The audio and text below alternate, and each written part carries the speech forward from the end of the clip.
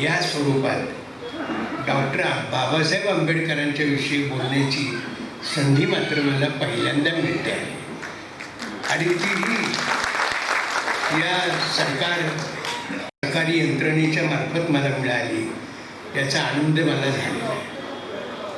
मला जे विवेचन करायचे ते आपल्या पुढे मी करणार आहे आणि मी असंही सांगणार आहे की बाबासाहेबांचं हे म्हणणं होतं, या अंगाने मी त्याचे विवेचन करणार आहे.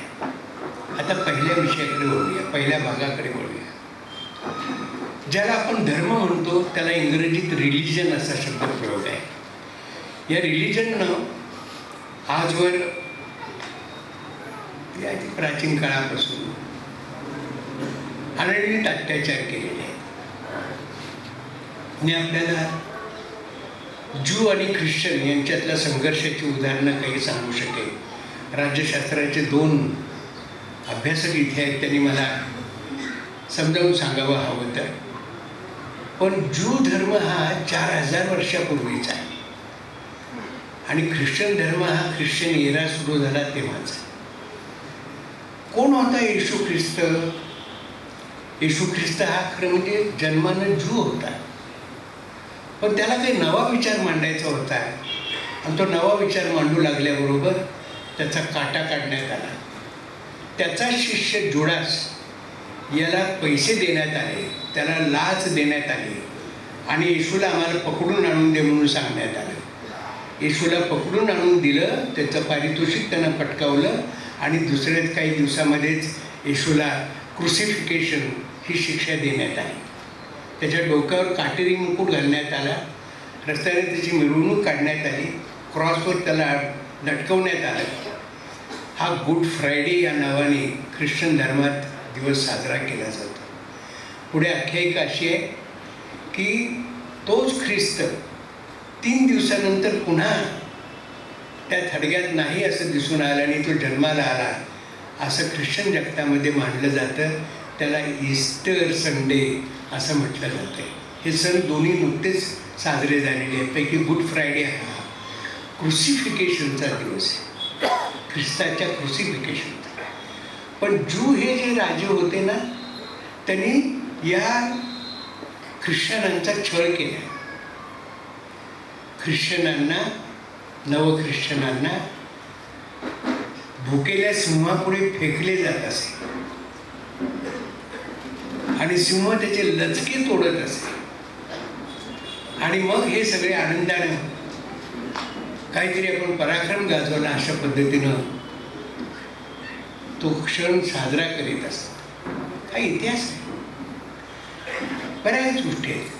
पुढे शेकडो वर्ष सर्व ख्रिश्चन धर्मियांनी ज्यूंचा भयंकर छळ केला. बघा काय हिंमत आहे. अगोदर ज्यूंनी यांचा छळ केला, आता यांना जेव्हा पुन्हा पुढे संधी मिळाली तेव्हा त्यांनी ज्यूंचा छळ सुरू केला आणि ज्यू आजही निष्पाप पॅलेस्टिनींना यमसदनाला पाठवित आहेत. हे तर गाझापट्टीत चालूच आहे. हे आपल्या आजचं वास्तव आहे. कशाच्या नावाखाली चालू? धर्माच्या नावाखाली चालू आहे. Under the sphere of religion everything is taking place. ख्रिस्ती धर्मप्रसारक जे आहेत ते अजूनही असं सांगतात की केवळ ख्रिस्ताला मानणाऱ्यांनाच स्वर्ग मिळेल, इतरांना अनंतकाळ नरकवास भोगावा लागणार आहे. ही त्या धर्माची शिकवण आहे. आमच्याकडच्या शिकवणीबद्दल तर काही बोलायची सोय नाही.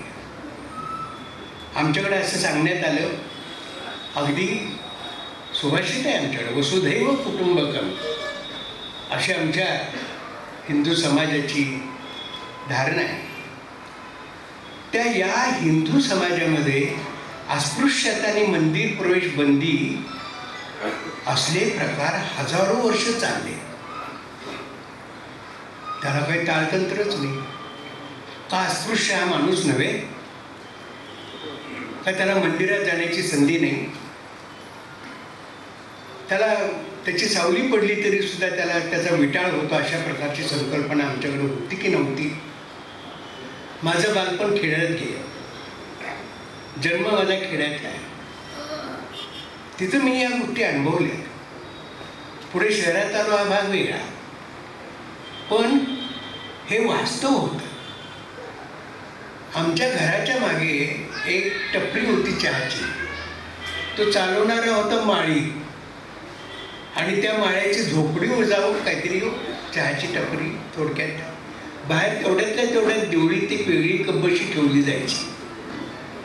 हे मी पाहिले. आणि पुन्हा जेव्हा मला कळू लागलं तेव्हा मी विचारलं की ही कब्बशी वेगळी कुणासाठी. मला उत्तर मिळालं की अस्पृश्यांसाठी वेगळी कब्बशी असते. त्याने ती धुवून घ्यायची, त्याने चहा प्यायचा बाहेर बसून, आणि पुन्हा धुवून त्यानेच तिथं नेऊन ठेवायची. हे आपल्याकडेही झालं. आता प्रश्न असा आहे की हजारो बालविवाह आपल्याकडे झाले की नाही, त्याला धर्माची मान्यता होती की नाही, आजही होत आहेत की नाही. राजस्थानमध्ये झाले बालविवाह होत आहेत, धर्माची मान्यता आहे म्हणून होत. तेव्हा एक काळ असा होता की विधवा विवाह निषिद्ध मानले गेले होते की नाही, गेले होते. आणि त्यामुळं असंख्य विधवांना हालाकीचं जीवन जगावं लागलं. हे वास्तवच आहे. म्हणजे हिंदू समाजामध्ये सुद्धा हे असे अत्याचार झाले. देवाला प्रसन्न करायचं म्हणून हजारो प्राणी मारले जातात, आजही मारले जातात की नाही. पूर्वी मारले जात होते की नाही, जात होते. कॉलरेची साथ आली की देवीला रेड्याचा बळी द्यायचा, ही पद्धत होती. कारण या धर्माला अधिष्ठान होतं, त्याला धर्माची मान्यता होती. मला हे आपल्याला सांगायचे की काही शतकं युरोपामध्ये धर्मयुद्ध झाली. त्या धर्मयुद्धामध्ये युरोप आणि आशियाचा प्रचंड भूभाग उद्ध्वस्त झाला. हजारो नागरिक ठार झाले. हजारो ज्यू, मुस्लिम, ख्रिश्चन यांना ठार मारलं गेलं. धर्मयुद्धाचा हा इतिहास. इथं जे जाणकार असतील त्यांना हे माहीत असणार आहे, पण जे जाणकार नसतील त्यांनी हे जाणून घ्यावं की युरोपात धर्मयुद्ध झाली आणि त्यात हजारो ठार झाले, मारले गेले. तर धर्माकरता मृत्यू पत्करणं हा सर्वोच्च सद्गुण मानला जातो. त्यामुळे आत्मघातकी दहशतवाद्यांना उत्तेजन मिळतं, अशी आजची परिस्थिती आहे. कुठून आला दहशतवाद? तोही आत्मघात करायचा आणि सगळीकडे खळबळ माजवून द्यायची, स्वतः मारायचं आणि इतरांना मारायचं, असा हा जो दहशतवाद आपल्या जगभरात आहे. आपल्याकडे सुद्धा तो वेगळ्या अंगाने आहे. त्याला वेगळं नाव द्यावं लागेल. मी माझ्या पद्धतीने त्याचं नाव ठेवलेलं आहे सांस्कृतिक दहशतवाद आपल्याकडचा, आणि आंतरराष्ट्रीय दहशतवाद. आमच्या देशाला या दोन्ही दहशतवादांना तोंड द्यायचं आहे. महाकठीण गोष्ट आहे, अतिशय अवघड गोष्ट आहे. आंतरराष्ट्रीय दहशतवादाला तोंड देता देता नाकी 9 येणार आहेत, आणि आमच्यातला सांस्कृतिक दहशतवाद संपुष्टात आणावायचा असेल तर आम्हाला मुळापासूनच माणूस बदलण्याची प्रक्रिया हातात घ्यावी लागेल. ती बदलण्यासाठी आपल्याला बऱ्याच गोष्टी करता येते. आज ही शेकडो मुली यल्लमाला अर्पण केल्या जातात की नाहीत? जातात. आता कोण ही यल्लमा, तिचाही इतिहास वगैरे, त्याच्या आख्यायिका वगैरे हे मी काही सांगत बसत नाही. पण पुढे काय होतं? पुढे ते वेश्या व्यवसायाच्या नादा लागतात ना, शरीर विक्रय करू लागतात आणि पोट भरू लागतात. हेही वास्तव आहे. मग यल्लमा देवीचा आम्ही काय बंदोबस्त केला? आम्ही जाऊन एकदा तिथे आंदोलन केलं होतं. मी, बाबा आढाव, सुभाष जोशी वगैरेने गेलं होतं, आणि हे होऊ देणार नाही आम्ही म्हणून पोलिसांनी आम्हालाच पकडून नेलं. आता काय करायचं? असं सगळं असाही अनुभव घेतला आहे. आम्ही मागणी करत होतो की हे बंद करा म्हणून, तर आम्हालाच पकडून नेलं. कर्नाटक शासन आणखी पुन्हा तिथं हो. काय करेल तरी आमची यल्लमा सुटत नाही. ओढ्यावरची मग यल्लमा तरी पाहिजेच आम्हाला. जाणारे आहेत, खूप आहेत, कोल्हापुरातले खूप आहेत. त्यात अहो गमतीचा भाग म्हणजे सर्व धर्माचे लोक आहेत यल्लमाला जाणारे. हिंदूच जातात असं नव्हे.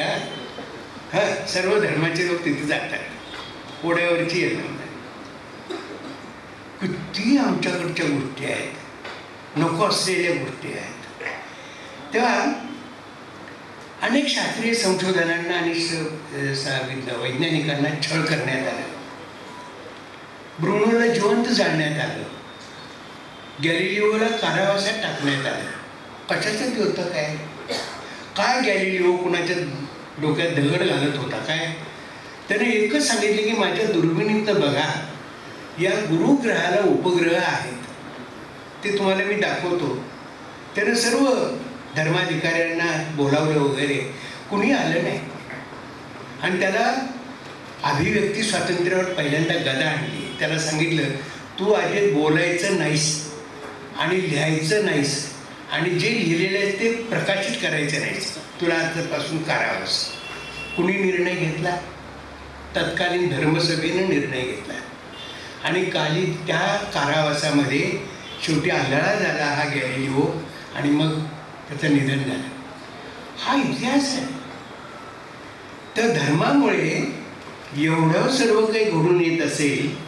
अहो आजचंच उदाहरण घेऊया, अलीकडचं उदाहरण घेऊया. डार्विनच्या उत्क्रांतीवादाला विरोध करणारे रचनावादी अमेरिकेत आहेत ना. ते असं म्हणतात की हा रचनाकार आहे, या विश्वाची रचना करणारा जो आहे तो ईश्वर आम्ही मानतो. आणि डार्विनच्या उत्क्रांतीवादाला आमचा विरोध आहे. सारं विज्ञान ज्याच्यावर आधारलेलं आहे किंवा तो विज्ञानानं मांडलेली ती उपपत्ती आज सर्व जगानं स्वीकारलेली असताना त्याला विरोध करणारे हे अमेरिकेत आहेत. हे मी सांगण्याचं मुख्य कारण असं आहे, ते कारण आपल्याला मला सांगायचं आहे की धर्मामुळे अनेक समस्या आपल्या पुढे निर्माण झाल्या. त्या समस्यांकडे आता वळायचं आहे. आणि त्याबद्दल धर्म म्हणून घेणारे किंवा धर्म मानणारे जे आहेत, धर्मपंडित आहेत, धर्माचे सो कॉल्ड रक्षक आहेत, ते काय करतात हा प्रश्न मला आता उपस्थित करायचा आहे. अशा काही समस्या आपल्या पुढे मी ठेवतो. आता इतिहास सांगून झाला, त्या इतिहासात जास्त रमत नाही मी फारसा. आता पहिला प्रश्न घेऊया. संरक्षणासाठी कोट्यवधी रुपये खर्च केले जातात. आपल्या देशात नव्हे बरं का, जगाच्या पाठीवरच्या सगळ्या देशांमध्ये कोट्यवधी रुपये खर्च केले जातात. अमेरिकेच्या भाषेत सांगायचं तर कोट्यवधी डॉलर खर्च केले जातात. अहो अमेरिकेमध्ये शस्त्रास्त्र निर्माण करणारीच लॉबी आहे. त्या लॉबीला ती शस्त्र विकायची असतात. नुसती तयार करून ठेवून काय करणार, ती विकायची असतात ना. आणि विकायसाठी घेणारे लोक असावे लागतात. घेणारे आहेतच की त्यांच्या आश्रयाला असलेले आमच्यासारखे आशाभूत नजरेनं त्यांच्याकडे पाहणारे सगळे त्यांच्याकडे जाऊन खरेदी करतात. मग आता शस्त्र खरेदी केली, पुन्हा वापरण्याची इच्छा होते. मग एक मध्ये शीतयुद्धाचा कालखंड येऊन गेला. आता शीतयुद्ध वगैरे काही नाही, आता शस्त्रही लोकांनीच हातात घेतलेली आहेत. सिरियामध्ये काय चाललं आहे, माझ्याऐवजी डॉक्टर चौसाळकरांना त्याची अधिक माहिती आहे. सिरियामध्ये तेच चाललेलं आहे. हत्या, इसिस नाव काय, इसिस. अशा काय दहशतवादी संघटना फोफावलेल्या आहेत. आणि प्रत्येक देश खर्च करीत असतो, हे ध्यानात घ्या बरं का. कमी अथवा जास्त असेल, पण प्रत्येक देश संरक्षणासाठी खर्च करीत असतो. पण कोणीही धर्मपंडित या खर्चाविरुद्ध आवाज उठवताना दिसत नाही. मला एक उदाहरण दाखवा. एखाद्या धर्ममार्तंडाने या संरक्षण खर्चावर आवाज उठवलेला आहे असा एक माणूस जगाच्या पाठीवरचा तुम्ही मला धर्ममार्तंड असलेला दाखवा. नाही. कुणीही धर्मपंडित, मग तो पाश्चात्य देशातला असो, आमच्यातला असो, कुणीही असो, अहो आंतरराष्ट्रीय कीर्ती ज्याला स्वतंत्र राज्य दिलेलं आहे तो पोप देखील या संबंधाने एक अवाक्षर काढत नाही. जाऊन आलो त्या पोपच्या राज्याला भेट देऊन आलो आणि पोपलाही भेटून आलो. त्याच्याशी 10 मिनिटं मला बोलता आलं. काही प्रश्नांवर त्याने मौन धारण केलं. हे वास्तव आहे हो, कुणी विरोध करीत नाही. गेल्या शतकातली गोष्ट मी आपल्याला सांगेन. एकच धर्म असणारी राष्ट्र भयंकर नरसंहार करीत होते. पहिलं महायुद्ध आणि दुसरं महायुद्ध. तिथं धर्माचा संबंध काही नव्हता. एकच धर्म मानणारी ती राष्ट्र होती. कोण? जर्मनी घ्या, रशिया, हे इंग्लंड घ्या, अमेरिका घ्या. जपानाने वेगळ्या पद्धतीनं उतरला, त्यात भाग सोडा, पण ते जपानचं कंबरडेच मोडलं. ते मोडलं आणि तिथं नागासाकीवर हिरोशिमावर बॉम्ब टाकण्यात आला आणि 45 साली दुसरं महायुद्ध संपलं. जर्मनीची लचकेतोड झाली पहिल्या महायुद्धामध्ये. त्याची बीज, खरं म्हणजे दुसऱ्या महायुद्धाची बीज त्या पहिल्या महायुद्धात आहेत. 2 महायुद्ध पाहिली आपण. प्रचंड नरसंहार झाला. याच्याबद्दल एकाही धर्मपंडितानं आवाज काढलेला नाही. हा इतिहास आहे. आमच्याकडचे असोत किंवा तिकडचे असोत, कुणी का असोत, कुणीही एक अवाक्षर काढत नाही. दुसऱ्या बाजूला आजची परिस्थिती जर पाहिली तर प्रचंड आर्थिक विषमता आपल्याला निर्माण झालेली दिसेल. जगाच्या पाठीवर सर्वत्र आहे. प्रगत आणि मागास राष्ट्रात ती आहेच आहे, त्याबद्दल वाद नाही. पण श्रीमंत देशातही नागरिकांना ही विषमता सोसावी लागते. आपल्या देशापुरतं बोलायचं झालं तर मला शर्मेनं मान खाली घालावीशी वाटतं. घालतो मी खरं. बाहेर भिक्षेकऱ्यांच्या रांगा लागलेल्या असताना आज जी मूर्ती असते ती मात्र सोन्यानं मडवलेली असते आणि तिचे लाड चालू असतात. अभिषेक सुरू असतो, आणखी काय काय सुरू असतं, धुपारती सुरू असते, पंचारती सुरू असते. काय साध्य करतोय आम्ही? आम्ही काय मिळवतोय? कुठं जायचं आहे आम्हाला? काय साध्य करायचं आहे? सर्वांचं मिळून एक समाज, सर्वांचं मिळून एक देश, असं काही आम्हाला निर्माण करायचं आहे की नाही? करायचं तर आहे. आमची राज्यघटना सांगते, we the people of India. प्रास्ताविकातच म्हटलेलं आहे, आम्ही भारताचे लोक आमच्याप्रती ही राज्यघटना अर्पण करत आहोत आणि आम्हाला काय घडवायचं आहे ते आम्ही प्रास्ताविकामध्ये सांगितलेलं आहे. समाजवादी, धर्मनिरपेक्ष अशा पद्धतीचं आम्हाला राष्ट्र उभं करायचं आहे. लोकशाहीच्यावर आधारलेलं राष्ट्र उभं करायचं आहे, असं अभिवचन आम्ही प्रास्ताविकात दिलेलं आहे.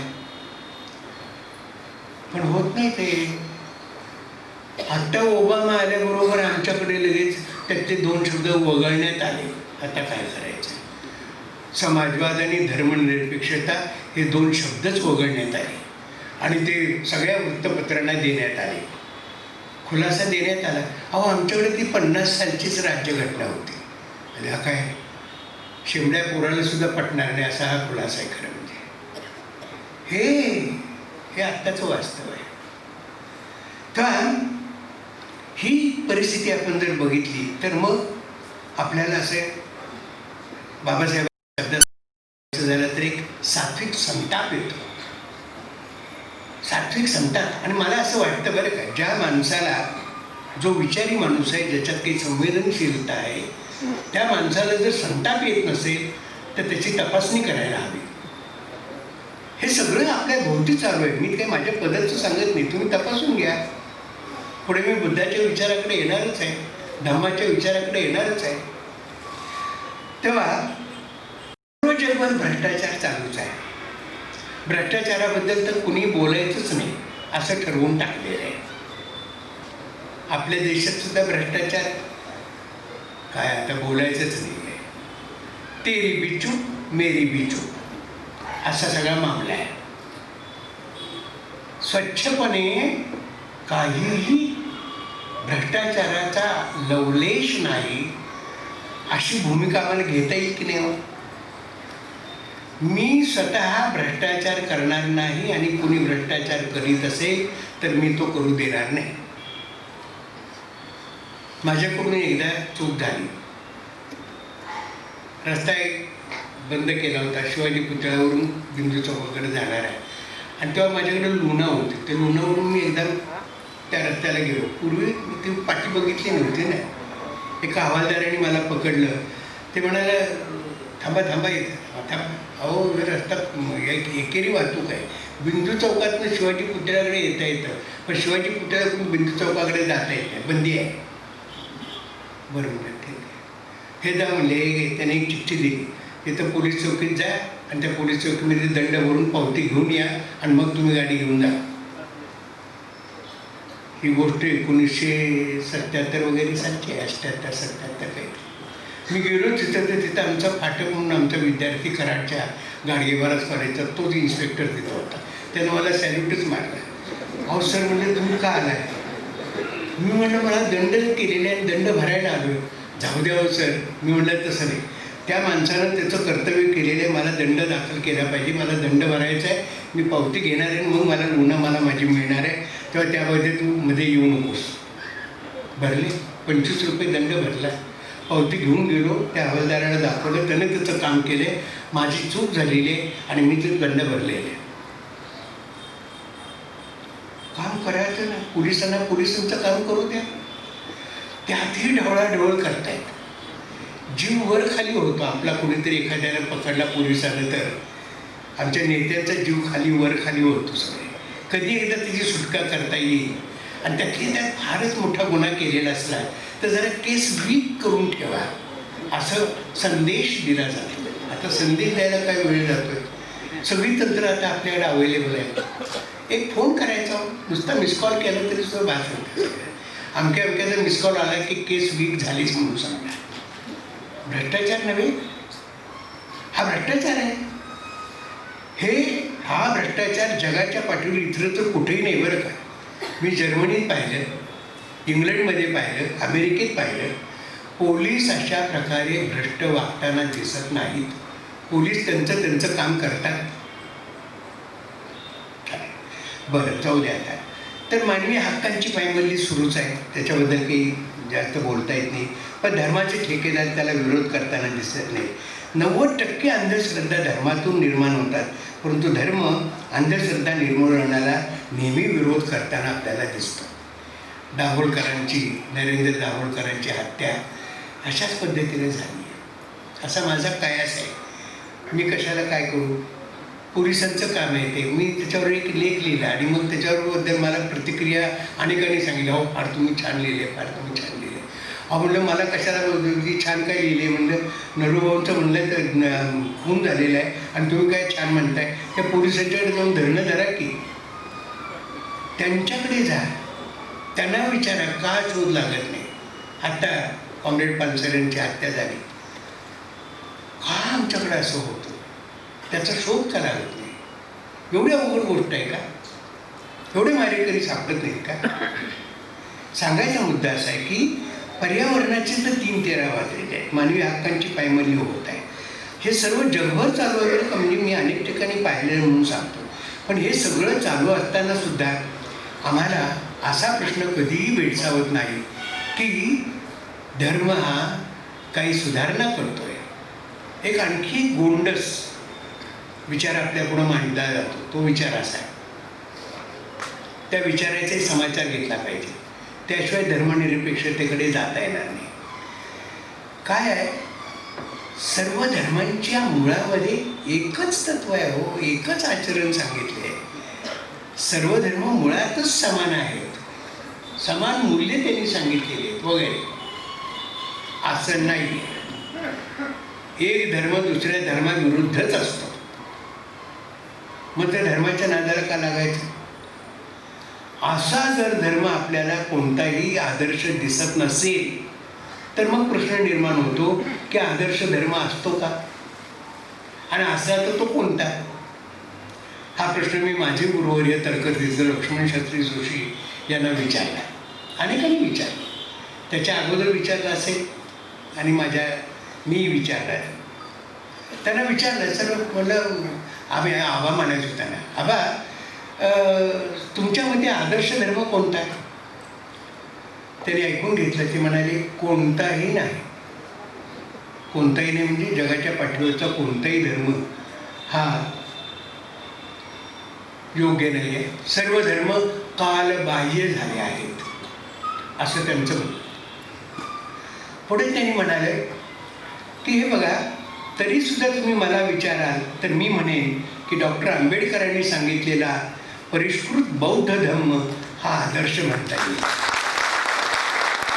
हे माझे गुरुवर्य तर्कतीर्थ लक्ष्मण शास्त्री जोशींचे उद्गार मी आपल्यापुढे सांगतोय आणि मी अवतरणात लिहून आणलेले. तरीही तुम्ही, पहिला मुद्दा काय, कोणताही नाही, सर्व धर्म कालबाह्य झाले आहेत. पुढे ते म्हणाले की, अँड आय कोट, तरीही तुम्ही मला विचाराल तर मी म्हणेन की डॉक्टर आंबेडकरांनी सांगितलेला परिष्कृत बौद्ध धम्म हा आदर्श म्हणता येईल. बौद्ध धम्मावर काळानुसार चढलेली तर्कहीन विचारांची कोळिष्टके आंबेडकरांनी झटकून टाकली आणि मानवता आणि विज्ञान यावर आधारित धम्म सांगितला. हीच कोणत्याही धर्माची पायाभूत तत्त्वे असली पाहिजेत. पुढचं वाक्य फार महत्त्वाचं आहे. कोणत्याही धर्माचीही पायाभूत तत्त्व असली पाहिजेत असं तर्कतीर्थ म्हणतात. आणि ते पुढे म्हणतात, आणि ही तत्त्वे अंमलात आणली तर तुम्हाला फार पूर्वी गतप्राण झालेल्या धर्माचे भूत कवटाळून बसावे लागणार नाही. Unquote, completed. गतप्राण झालेल्या त्या धर्माचं भूत तुम्हाला कवटाळून बसावं लागणार नाही. मग परिष्कृत केलेला हा जो बुद्धाचा धम्म आहे तो आहे तरी काय, त्याच्याकडे आता वळायला हवं. आणि त्याच्यातून धर्मनिरपेक्षता कशी निष्पन्न होते का, त्यात आहेच, ती अंतर्भूतच आहे. तो माझ्या विवेचनाचा मुख्य गाभा आहे. त्याच्याकडे मी आता वळणार आहे. आता यापूर्वी एक आणखी गोष्ट सांगायला हवी, ती महत्त्वाची म्हणून सांगतो मी, की बाबासाहेबांनी सर्व धर्मांची मीमांसा केलीच, पण हिंदू धर्माची सुद्धा मीमांसा केली. खरं पाहायला गेलं तर हिंदू धर्म नावाचा धर्म कुणी काही म्हणेल असं नाही आहे खरं, कारण एक धर्मग्रंथ नाही आहे, एक धर्मगुरू नाही आहे. अशा अडचणी काही आहेत. म्हणजे ज्याला आपण संस्थात्मक धर्म म्हणतो त्या अर्थाने हिंदूला संस्थात्मक धर्म म्हणता येत नाही. जसा ज्यू आहे, ख्रिश्चन आहे वगैरे वगैरे, तसं इथं काही नाही आहे. पण हिंदू धर्माची समीक्षा बाबासाहेबांनी केलेली आहे, तिला तोड नाही आहे. तुम्ही कुठलंही बघा, त्यांनी कशासाठी केली असेल? हिंदू समाजातील अन्याय्य रूढीविरुद्ध आणि विचारांविरुद्ध त्यांच्या मनात असलेला द्वेष त्यांच्या इतका प्रखरपणे कोणीच व्यक्त केलेला दिसत नाही. कारण अन्याय सहन केलेला आहे. अनेक जण नुसता अन्याय निमूटपणे सहन करतात, ते सुद्धा चूक आहे. आपल्याला अन्याय आहे का न्यायी हे तरी कळायला हवं ना. मग न्याय म्हणजे काय ते प्रस्थापित करता येईल. पण अन्यायाचं आम्ही सहन करीत राहिलो तर काहीच साध्य होणार नाही. आम्ही निमूटपणे हे अन्याय सगळे सहन करीत आहोत, त्याच्या विरोधात आम्ही उभे राहिलो नाही. हे घडल्यामुळं बाबासाहेबांना हा विचार करावा लागला की हा का मी असा विचार करतोय. त्यांचं जाती संस्थेचं उच्चाटन हे त्यांचं गाजलेलं भाषण, म्हणजे जे भाषण झालंच नाही पण ज्यांनी ते नंतर प्रकाशित केलं, त्यामध्ये त्यांनी स्वच्छपणे सांगितलेलं आहे की तुमच्या जाती व्यवस्थेच्या बुडाशी, तिच्या मुळाशी अखंड धर्मशास्त्र उभं आहे. ते धर्मशास्त्र नाकारल्याशिवाय तुम्हाला जाती संस्थेचं उच्चाटन करता येणार नाही. अगोदर त्यांनी सांगितले उपाय, सहभोजन वगैरे वगैरे, आंतरजातीय विवाह वगैरे वगैरे. पण आंतरजातीय विवाह कोण, उच्चवर्णीय खालच्या वर्णीयांशी विवाह करतील का? करत नाही. आमच्या तर जात पंचायतीमध्ये आता ऑनर किलिंग सुरू झालेलं आहे. Are we progressive? आम्ही पुढे चाललो आहोत की मागे चाललो आहोत? Honour killing. अहो, सातारा जिल्ह्यातली घटना आहे. औंध जवळचं गाव, आणि तिथं त्या वडिलांनी भटक्या समाजातल्या मुलाबरोबर आपली मुलगी लग्न करते म्हणून वरवंटा डोक्यात घालून खलास केले तिला. काय ही जाती संस्था, ही जाती संस्था घेऊनच आम्ही जन्माला येतो आणि जाती संस्था घेऊनच आम्ही पुन्हा मरतो. दोन गोष्टी आपल्या या देशामध्ये जगभरी आपोआप चिकटतात, धर्म आणि जात. जिथं पुढारलेले देश आहेत, जर्मनीसारखा देश आहे, सार्त्र सारखा विचारवंत याच्यावर कधी विश्वास ठेवला नाही त्याने, ईश्वराला जवळ केलं नाही, धर्माचा विचार केला नाही त्यानं. नाही, असं इतकं तो प्रगत आहे. हो, ते जर्मनी प्रगत आहे मोठं. पण असं थोडेच हो, नोबेल प्राईज मिळाला असताना सुद्धा त्याला नकार दिला. एवढंसं पारितोषिक मिळालं तरी आम्ही सगळे पळत सुटतोय मागं. आणि त्याला तो नोबेल प्राईज डिक्लेअर झालं होतं 1964 सालचं, आणि त्याला नकार दिला. आणि का नकार दिला? तो म्हणतो की माझ्या जीवनामध्ये मी कुठलंही पदक आणि कुठलाही पुरस्कार स्वीकारलेला नाही आहे, म्हणून मी नोबेल पारितोषिक सुद्धा स्वीकारला नाही. एवढा सगळं त्यानं लेखन केलेलं. बिईंग अँड नथिंगनेस हा पहिला त्याचा ग्रंथ, त्यात त्यानं हे सगळं गोष्टी सांगितले, बिईंग इन इटसेल्फ. आता मला सांगायचं आहे, काय सांगायचं आहे, बाबासाहेबांकडे परत येऊया. बाबासाहेबांनी ही एक क्रांती घडवून आणली. काय क्रांती घडवून आणली? लोकांना सांगितलं त्याने. पहिली गोष्ट आता ठेवा ध्यानात, आता जो धम्मविचार मी आपल्याला सांगणार आहे तो संपूर्ण मानव जातीला व्यापून राहणार आहे. तो धम्मविचार केवळ अमुक एका जातीपुरता, अमुक एका समाजापुरता मर्यादित आहे असं कृपा करून समजू नका. तसे समजल्यामुळे फार मोठं नुकसान आपल्या समाजाचं झालेलं आहे. बाबासाहेबांची फार मोठं नुकसान झालेलं आहे. त्यांचा विचार हा जगभर अभ्यासला जातो.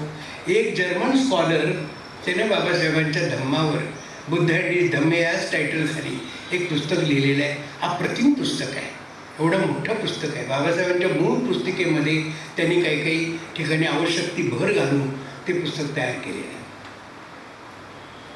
हे जगभर चालू आहे.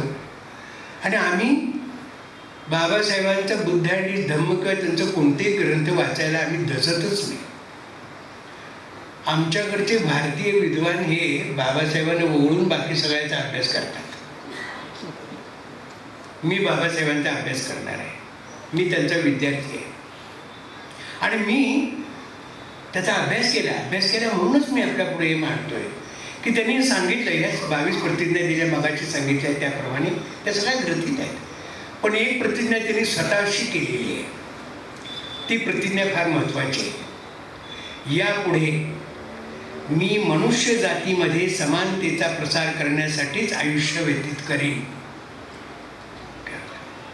समानतेचा प्रसार करण्यासाठी. आमच्यापैकी किती जणांना समानता हवी आहे? समतेचं नंतर बघूया, पण पहिल्यांदा समानता तरी बघूया. ही समानता आम्हाला हवी आहे का नको, आणि किती जणांना हवी आहे? का आपल्यातले भेदाभेद सगळे तसे शिल्लक ठेवायचे आणि समानतेबद्दलचं नुसतं विवेचन करायचं? सारी मानवजात तिथून तिथून एक म्हणायचं. संतांचा विचारही तसाच आहे. पण असं असताना सुद्धा संतांचा सुद्धा पराभव आम्ही करायचा आणि आमच्या महामानवांचा सुद्धा पराभव आम्हीच करायचा. अशी एक दुहेरी नीती वरपासून खालपर्यंत आपल्याकडे आलेली आहे. तो वरचं जाऊ द्या, त्यांचं काय चाललं असेल त्या दुहेरी नीतीला आपल्याला त्याचं विश्लेषण करता येईल, त्याचा पंचनामा करता येईल. आपल्यातली दुहेरी नीती आपण कधी बदलून टाकणार, हा खरा प्रश्न आहे. तर यापुढे मी मनुष्य जातीमध्ये समानतेचा प्रसार करण्यासाठीच आयुष्य व्यतीत करीन, ही बाबासाहेबांनी स्वतःची केलेली प्रतिज्ञा आहे. आणि या प्रतिज्ञेला अनुसरून त्यांनी जीवन व्यतीत करायचं ठरवलं. परंतु दुःखाची गोष्ट अशी की त्यांना फार आयुष्य लाभलं नाही. अनेक रोगांनी, अनेक तक्रारींनी, शारीरिक तक्रारींनी शरीर पोखरलेलं, आणि धर्मांतरानंतरच काही दिवसांनी ते आपल्यातून निघून गेले. त्यांना जर आयुष्य लाभलं असतं तर त्यांनी समानतेसाठी उर्वरित आयुष्य नक्कीच ते व्यतीत केलं असतं याच्याबद्दल मला संशय नाही आहे. पण प्रश्न असा आहे, आता प्रश्न जरा विचारून मग मी धर्मनिरपेक्षतेकडे आणि धम्माकडे येतो. डॉक्टर बाबासाहेब आंबेडकरांनी बुद्धाचा धम्मच का स्वीकारला असा एक प्रश्न विचारतात, बरेच लोक विचारतात बरं का.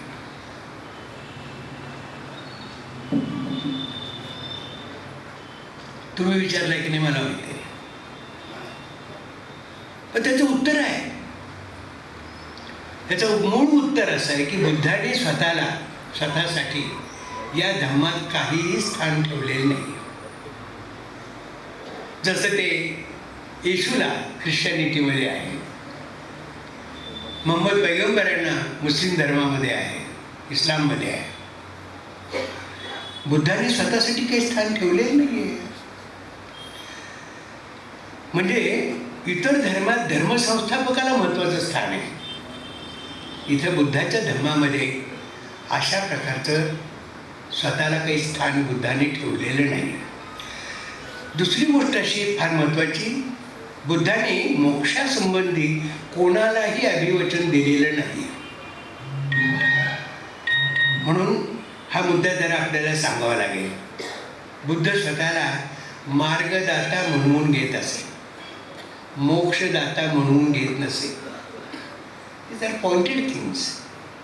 मार्गदाता, पाली भाषेमध्ये त्याला मग्ग म्हटलेलं आहे. मग्ग म्हणजे मार्ग.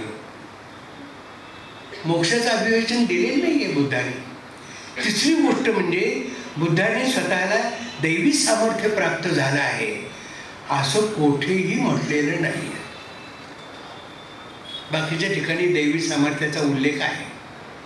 मोहम्मद पैगंबर सुद्धा त्याला अपवाद नाहीत, येशू ख्रिस्तही त्याला अपवाद नाहीत. दैवी सामर्थ्य प्राप्त झाले वगैरे वगैरे. नसलं तरी आम्ही यांनी चिकटवलेले असं काहीतरी असेल, ते सोडून देऊया. पण बुद्धाने क्लिअर कट स्वच्छपणे असं कुठलंही दैवी सामर्थ्य आपल्याला प्राप्त झालेलं आहे असं त्यांनी मांडलं नाही. धम्म हा माणसाने माणसाकरिता शोधून काढला आहे. इथे डॉक्टर बाबासाहेब आंबेडकर. धम्म हा माणसाने माणसाकरिता शोधून काढला आहे, हे बुद्धाचा आधार घेऊन बाबासाहेब सांगतात. पुढचा मुद्दा असा आहे की, आणि त्या गोष्टीवरही बाबासाहेबांचा भर आहे. काय हे एकदम ते सांगत नाही. धम्म म्हणजे काय नव्हे हे अगोदर सांगतात, आणि त्याची एक यादी आपल्याला मला सांगितलीच पाहिजे, का त्याशिवाय धर्मनिरपेक्षतेकडे वळता येणार नाही. तर पहिली गोष्ट अशी, अतिंद्रिय सद्वस्तूवर विश्वास म्हणजे धम्म नव्हे. धम्म म्हणजे काय नव्हे ते मी सांगतो बरं का. अतिंद्रिय वस्तूवर विश्वास ठेवणे म्हणजे धम्म नव्हे. ईश्वरावर श्रद्धा ठेवणे म्हणजे धम्म नव्हे. Clear cut. ब्रह्मरूप होणे म्हणजे धम्म नव्हे. आत्मा म्हणून काही आहे असा विश्वास बाळगणे म्हणजे धम्म नव्हे. पूजा अर्चा यज्ञ या करणे म्हणजे धम्म नव्हे. धम्मासंबंधीचा ग्रंथ वाचून काढणे म्हणजे धम्म नव्हे. धम्मग्रंथ निर्दोष असतात असे मानणे म्हणजेही धम्म नव्हे. आम्हाला ह्या गोष्टी शिकवण्यात आल्या की हे नाही, निर्दोष आहे, याच्याबद्दल काही म्हणता येणार नाही. गणिताबद्दल आम्हाला निर्दोष काहीतरी भूमिका घेता येईल, हो, किंवा भूमितीबद्दल घेता येईल. 2+2 = 4 हे कोल्हापुरात जितकं खरं तितकंच अमेरिकेत सुद्धा खरं. अमेरिकेत गेल्यावर 2+2 = 12 असं होणार नाही. निर्दोष आहे होते. त्रिकोणाच्या 3 कोणांची बेरीज 2 काटकोन होते, हे इथेही खरं आणि तिथेही खरं, सर्वत्र खरं. हे निर्दोष सत्य आहे, हे मान्य केलेले आहे, आपण सर्वांनी मान्य केलेले आहे. तेव्हा हा एवढ्या गोष्टी नाही असं म्हटल्यानंतर मग धम्म म्हणजे काय आहे असा प्रश्न आता उपस्थित करूया. तेव्हा त्याबद्दल जरासं अधिक विवेचन मला आता करायचं आहे. थोडक्यात मी खूप तपशिलात जाऊ इच्छित नाही, कारण वेळेचं काही बंधन मला पाळायला हवं. आणि माझ्या मते मी अर्धा तास तरी, आता 40 मिनिटं तरी झालेली आहेत. पण मी आता सांगतो, आता आपल्याला धम्म म्हणजे काय नाही असं मी सांगितलं, पण याचा तपशिलात खूप काही सांगता येईल, पण त्या तपशिलात मी जात नाही. मी एकाच गोष्टीकडे आपला आपलं लक्ष वेधू इच्छितो. ते म्हणतात आत्म्यावरील विश्वास म्हणजे धम्म नव्हे. कारण दिलं पाहिजे. आत्मा कोणी पाहिलेला नाही. पाहिला का कोणी? त्याचा प्रत्येक कोणाला येतो का? आत्मा म्हणजे स्वत्व, म्हणे स्वत्व आत असतो. आत म्हणजे कुठे? कितीही आत मी डोकावलो तरी मला माझा आत्मा काही सापडत नाही, असं ह्यूमनं म्हटलं. Hume sed, whenever I peeped into what I call myself, I did not find that self. I found this or that feeling of bad or evil or pleasant. Self is nothing but bundle of sensations. असं ह्यूमनं सांगितलं. तेव्हा आत्मतत्व नाही आहे. आत्मा मानायचं काही कारण नाही आहे. बुद्धाने आत्मा नाकारला, ईश्वर नाकारला. बुद्ध निरीश्वरवादी होता, आत्मवादी नव्हता, तो अनात्मवादी होता. त्या गोष्टी बाबासाहेबांनी स्वीकारल्या आहे. आणखी पुढे बाबासाहेब म्हणतात की आत्म्यावरचा जो विश्वास आहे तो सर्वात घातक आहे. का घातक आहे? कारण त्याच्यातून पौरोहित्य जन्माला येतं. पौरोहित्य, आणि एकदा पौरोहित्य जन्माला आलं की ते जन्मापासून मृत्यूपर्यंत आणि मृत्यूनंतर पुन्हा सुद्धा आपल्या पाठीमागे लागून राहतं. हे पौरोहित्य आपल्या पाठीमागे आपला पाठलाग सोडत नाही, लागतोच सर्वत्र पुरोहित. महात्मा फुलेंनी सांगितलं, माणूस आणि ईश्वर याच्यामध्ये कुठे दलाल नको. दोघांना जर विवाह करायचा असेल, पती पत्नी या नात्याने एकत्र यायचं असेल तर भटजीची गरज नाही. पण फुल्यांचं नाव घेणारे सुद्धा भटजीला निमंत्रण दिल्याशिवाय राहत नाही. आम्हीच आमच्या माणसांचा पराभव करतो. मी मात्र सत्यशोधक पद्धतीने विवाह केला, बरं का, जाहीरपणे सांगतो. कराडमध्ये 1967 आणि त्याचीही प्रेरणा मी या कोल्हापुरात घेतली. 1960 साली कॉम्रेड गोविंदराव पानसरे यांचा विवाहाला आम्ही आलो होतो कराडहून. कॉम्रेड DM पाटील यांच्याबरोबर आम्ही पाहिलं. इतकं साधेपणानं त्यावेळच्या राजाराम थिएटरमध्ये लग्न झालेलं. काय सांगायचं, किती हाऊस सिम्पल इट वॉज. आणि नवरा नवरी फक्त एकत्र आले हो, काहीच नाही. कुठं डाऊनडाऊन नाही, कुठं काही देणं नाही, घेणं नाही, काही नाही, काही नाही. बरोबर त्या पावलावर पाऊल ठेवून 67 साली माझं लग्न कराडमध्ये झालं.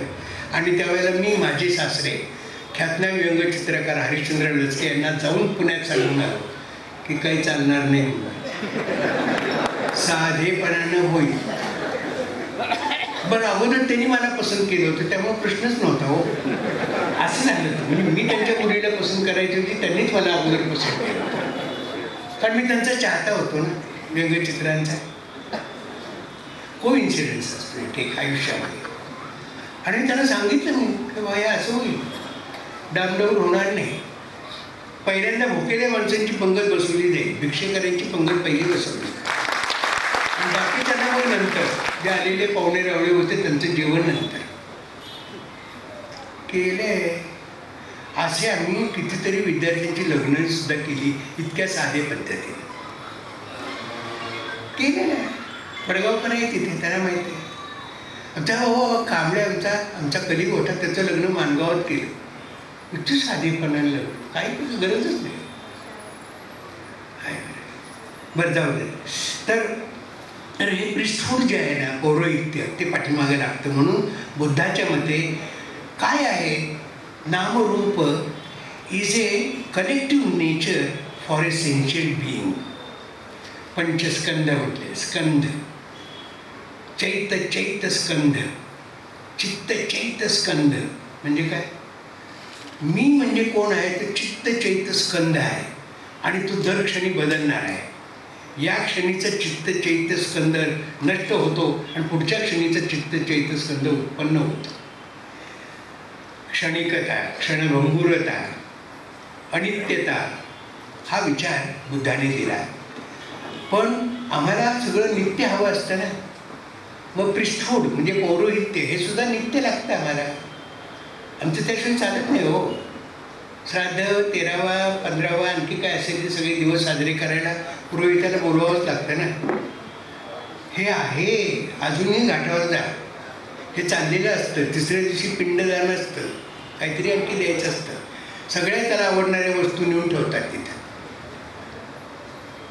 आता काय करायचं? काय कारण आहे? काय once a man is dead he is finished. तो संपला.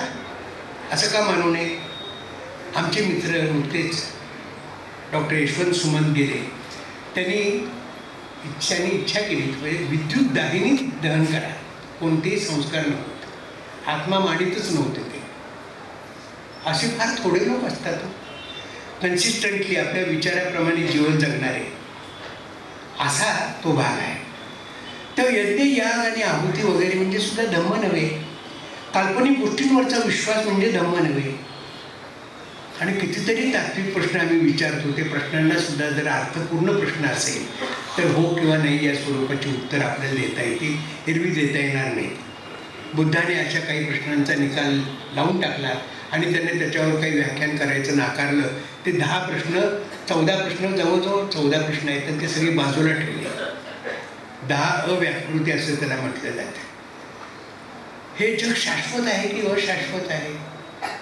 की शाश्वत आणि अशाश्वत दोन्ही आहे? मी जन्माला येतो म्हणजे काय? मी मरतो म्हणजे काय? मी मेल्यानंतर अस्तित्वात असतो की नसतो? की असतो आणि नसतो असं दोन्हीही आहे वगैरे वगैरे. असे प्रश्न विचारण्यात काहीही शहाणपण नाही. बुद्ध हा व्यवहारवादी होता. बाबासाहेब आंबेडकर हेही तितकेच व्यवहारवादी होते. आणि दुःखाचा अर्थ बाबासाहेबांनी घेतलेला आहे तो शोषणालाच जोडलेला आहे. आजच्या जमान्यात जे शोषण चालू आहे त्या शोषणाशी दुःखाची संकल्पना बाबासाहेबांनी जोडलेली आहे. हे आपण लक्षात घ्यायला पाहिजे. छोटे छोटे गोष्टी आहेत पण त्या अतिशय सूक्ष्म आहेत. तेव्हा आता दोन्हीमधला आपल्याला जरासा भेद सांगूया. एका बाजूला रिलिजन आहे, दुसऱ्या बाजूला धम्म आहे. धर्म हा व्यक्तिगत असतो. पुन्हा नैतिकता हा धर्माचा पाया मुळीच नसतो.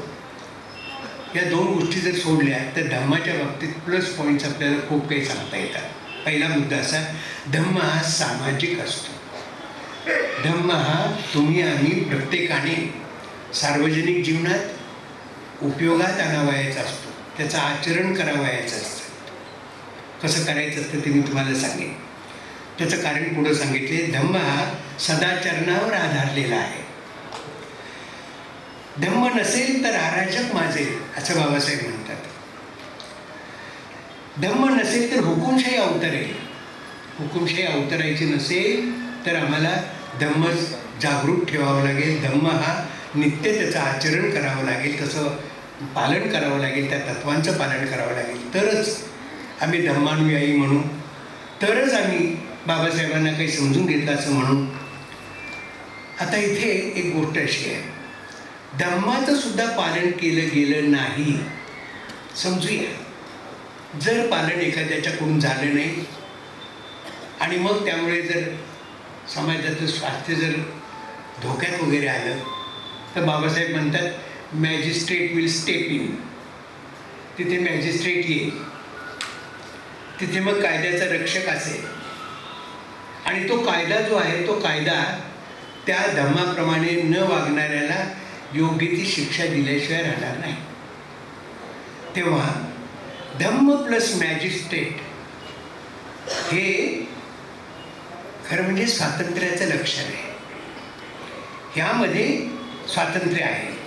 मग पुढे जाऊन बाबासाहेब म्हणतात असा धम्म जो आहे तो धम्म कसा असणार आहे? प्रज्ञा आणि करुणा म्हणजे धम्म, किंवा असं म्हणूया प्रज्ञा प्लस करुणा इज इक्वल टू धम्म. अगदी सूत्रमय भाषेत त्यांनी सांगितले आहे. मग आता प्रश्न असा विचारूया की धम्माचा हेतू काय? धम्माचा हेतू असा आहे की त्या अगोदर सांगायला प्रज्ञा आणि करुणा या 2 आधारावरच धम्म उभा आहे. त्या 2 आधारावर धम्माची उभारणी झाली. मग या धम्माचा हेतू काय? To reconstruct the world.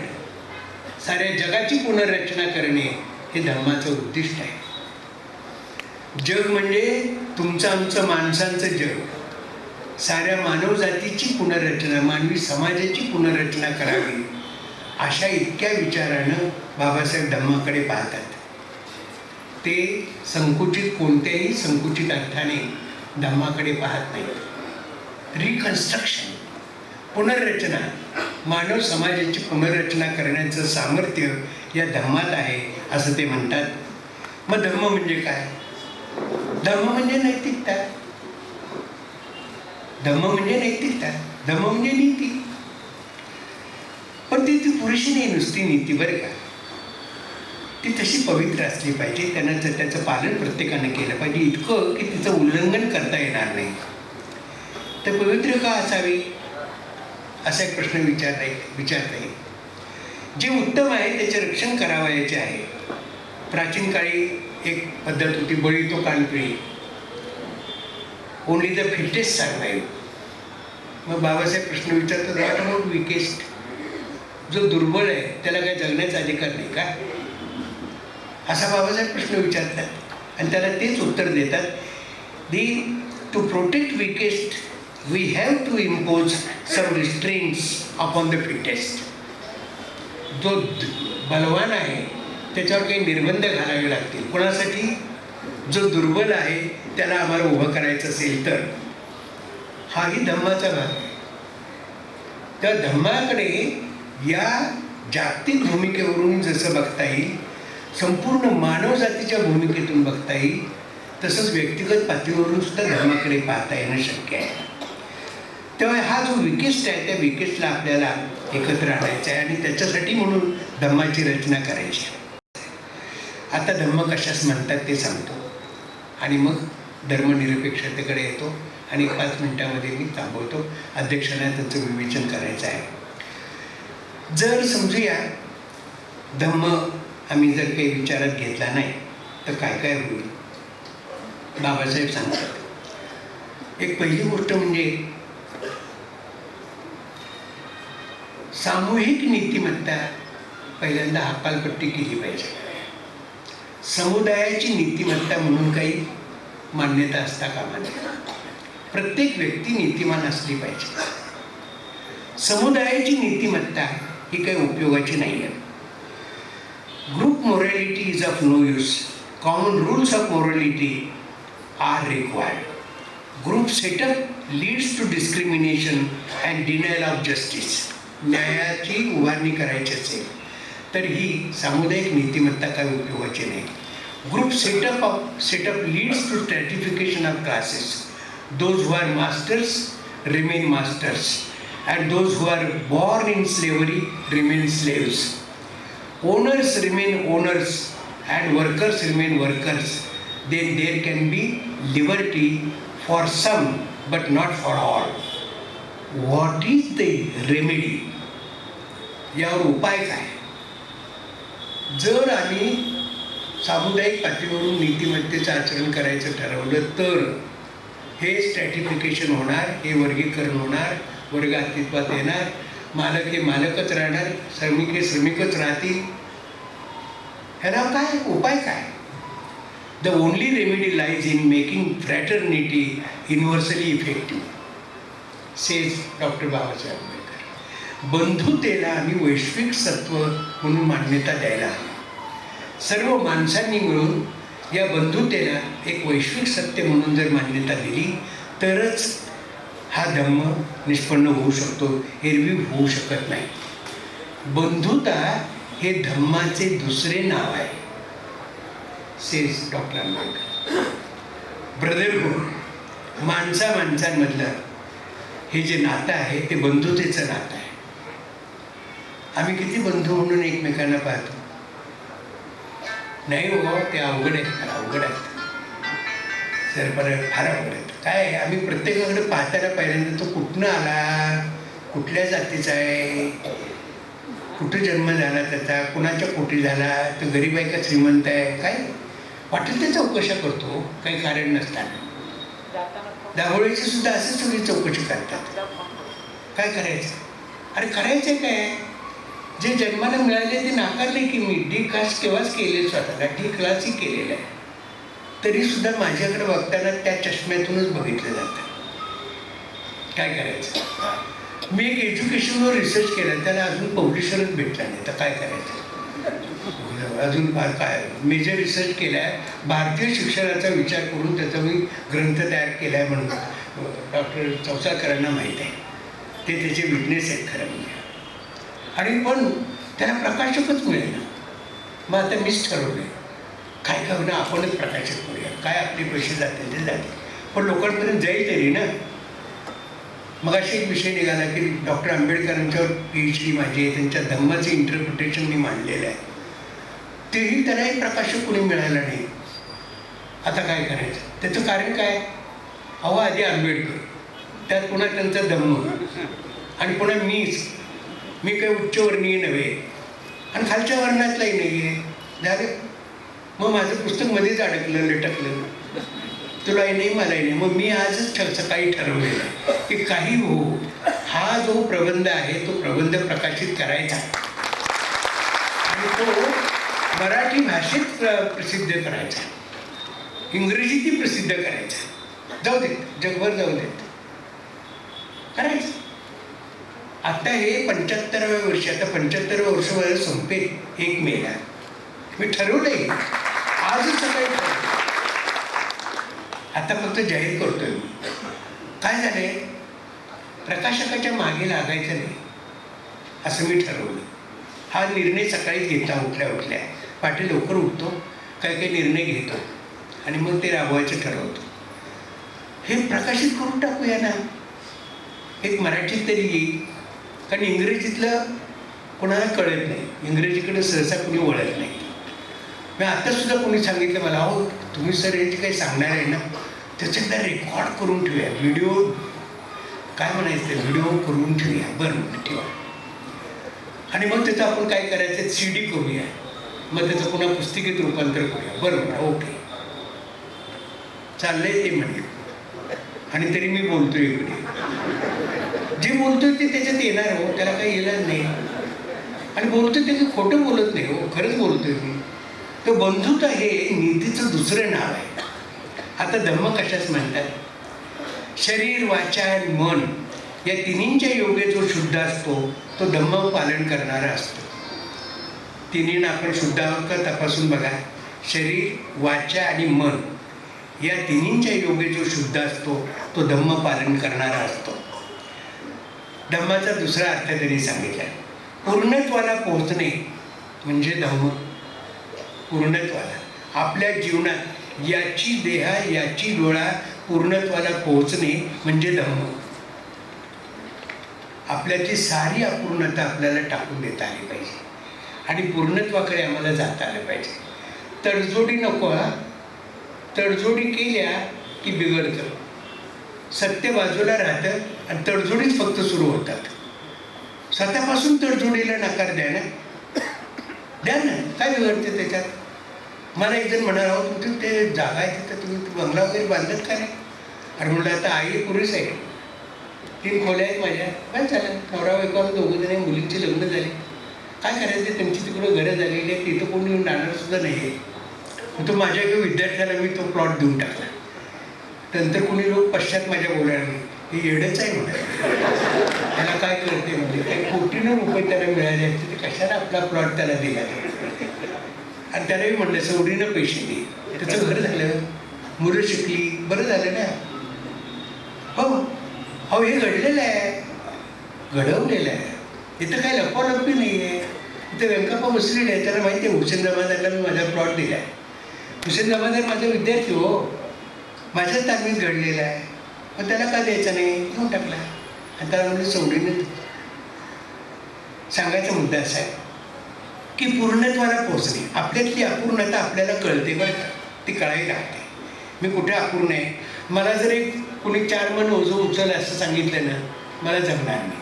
मी श्रमयोजनेत शिकत होतो, कर्मवीर अण्णांनी 58 साली एकदा बघितलं, पहिली शेवटची ट्रीप त्यांची करायला, आणि आम्ही उन्हात काम करत होतो. मी, हनुमंतराव पाटणकर आणि रेळे 3 जण होतो.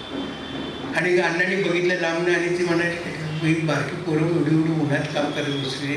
त्यांनी प्रिन्सिपलला हाक मारली आणि सांगितले, ह्या पोरांनी आजपासून हे काम द्यायचं नाही, त्यांना दुसरी कामं द्या. अहो मला प्रमोशन मिळालं, मला किचनमध्ये काम करायला मिळालं. त्यामुळे भाजी आमटी मी उत्तम करू शकतो. भाकरी पोळी वगैरे थोडं काही जमत नाही, ती जमतं कसं तरी, पण पोरं माझ्या आवडीनं खायचे. मी तर 18 वर्ष जवळजवळ वसतिगृह चालवलं.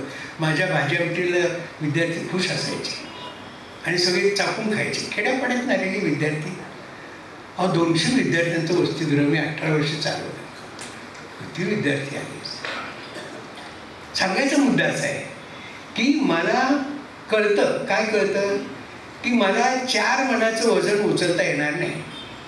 हां 1-2 किलोचं असलं तरी एक या हातात त्या हातात घेता येईल मला, पण जास्त नाही जमणार. ती माझी ती अपूर्णता आहे. हो, अशा अपूर्णता ज्या फिजिकल आहेत, शारीरिक आहेत, त्या बाजूला सोडल्या असता इतर मानसिक पातळीवरच्या, बौद्धिक पातळीवरच्या अपूर्णता, उदाहरणार्थ आळस, ही माझ्यात अपूर्णता असेल तर तिच्यावर मात माझी मीच केली पाहिजे. ती काय माझ्या शेजारी नेऊन करून चालणार आहे? मी आळस झटकून टाकायचं आहे, कुणी टाकायचं, माझा मीच टाकायचा आहे. सेठ बाबासाहेब, माझ्यातली आळशी वृत्ती मीच टाकून दिली पाहिजे. बाबासाहेबांचं जीवन आपल्या पुढे आहे. त्यांनी तह हयात म्हणजे जसं कळू लागलं तसं तसं ते कार्य करीत राहिले, सतत कार्यरत राहिले. जीवनाकडे तुम्ही बघा, कार्यरत राहिलेत की नाही ते. हा नाही तो, तो नाही हा. शाहू महाराजांनी ज्यांच्या नावानं हा इथे ट्रस्ट चालू आहे, त्या शाहू महाराजांनी त्यांना मदत केली आणि त्यांनी मूक नायक हे वृत्तपत्र पाक्षिक सुरू केलं. पुढे बहिष्कृत भारत, तसं पण आणखी दुसरं सुरू केलं. प्रत्येक गोष्ट नेटाने केली, नेटाने केली. स्वतःच ॲड्रेस लिहायचा, स्वतःच मॅटर तयार करायची, स्वतःच छापून घ्यायची, स्वतःच प्रूफ करेक्शन करायचं. केवढी चिकाटी, एवढी चिकाटी आम्हाला काही ठेवता येणार नाही. येईल ना, निर्धार पाहिजे. तेव्हा निर्वाण अवस्थेत राहणे म्हणजे धम्म. शेवटचा मुद्दा आहे निर्वाण अवस्थेत. निर्वाण अवस्थेत राहणे म्हणजे कुठेतरी संन्यास घेणे नव्हे बरं का. निर्वाण अवस्थेत राहणे म्हणजे पुन्हा समाजातच राहणे. बुद्धाने तसं जीवन व्यतीत केलं. 35व्या वर्षी बोधी प्राप्त झाली आणि पुढं 45 वर्ष हयातभर आपल्या विचाराचं प्रवर्तन करीत तो आपल्या समाजातच राहिला. समाजाला बदलण्यासाठी, माणसांना बदलण्यासाठी बुद्धाने समाजात राहणंच पसंत केलं. त्याला कुठंतरी जाऊन राहता आलं असतं. मध्यंतरी त्याला बोलावण्यात आलं होतं, चल आता राज्यकारभार वगैरे सांभाळ आणि तू ये परत इकडे, पण ते गेला नाही परत. सांगायचा मुद्दा असा आहे की हे आम्हाला शक्य होतं की नाही बघा. तेव्हा निर्वाण म्हणजे सुटका अथवा मुक्ती असा अर्थ नाही. लोभ, मोह, मत्सर, असूया, द्वेष यापासून दूर राहणे, वासना विकारांवर नियंत्रण ठेवणे म्हणजे निर्वाण अवस्था. आणि तेव्हाच तो मनुष्य स्वतंत्रही होतो. माणूस दारिद्र्यात असतो तेव्हा तो दुःखी असतो असे आपण म्हणतो, तथापि समृद्धीतही माणूस दुःखी असतो. मनुष्य वासनेला बळी पडतो तेव्हा दुःखी होतो. शेठ बाबासाहेब आंबेडकर. आता शेवटचा मुद्दा आहे. हा नुसता धम्म जो आहे तो धम्म बरोबर नाही आहे. त्याचं बाबासाहेब म्हणतात धम्म हा सद्धम्म असला पाहिजे. सद्धम्म. आणि त्या सद्धम्माचं उद्दिष्ट निर्वाण हेच आहे. सद्धम्माचं उद्दिष्ट निर्वाण हेच आहे. रूटेड इन निब्बाण, the righteous life is lived. Man should not allow himself to be overpowered by greed which has no limits. हे बुद्धांनी धम्ममधलं हे विधान आहे. ग्रीड म्हणजे हाव. बुद्धाने वापरलेला तृष्णा हा शब्द आहे. बाबासाहेब त्याला तृष्णा हा शब्द वापरत नाहीत. तृष्णा हे दुःखाचं मूळ कारण असं बुद्धाने म्हटलं. त्याने 12 निदान सिद्धांत सांगितला, 12 कारणं सांगितली. त्या 12 कारणाच्या मूळ मालिकेत त्या तृष्णेचा उल्लेख आहे. बाबासाहेब म्हणतात ग्रीड म्हणजे हाव.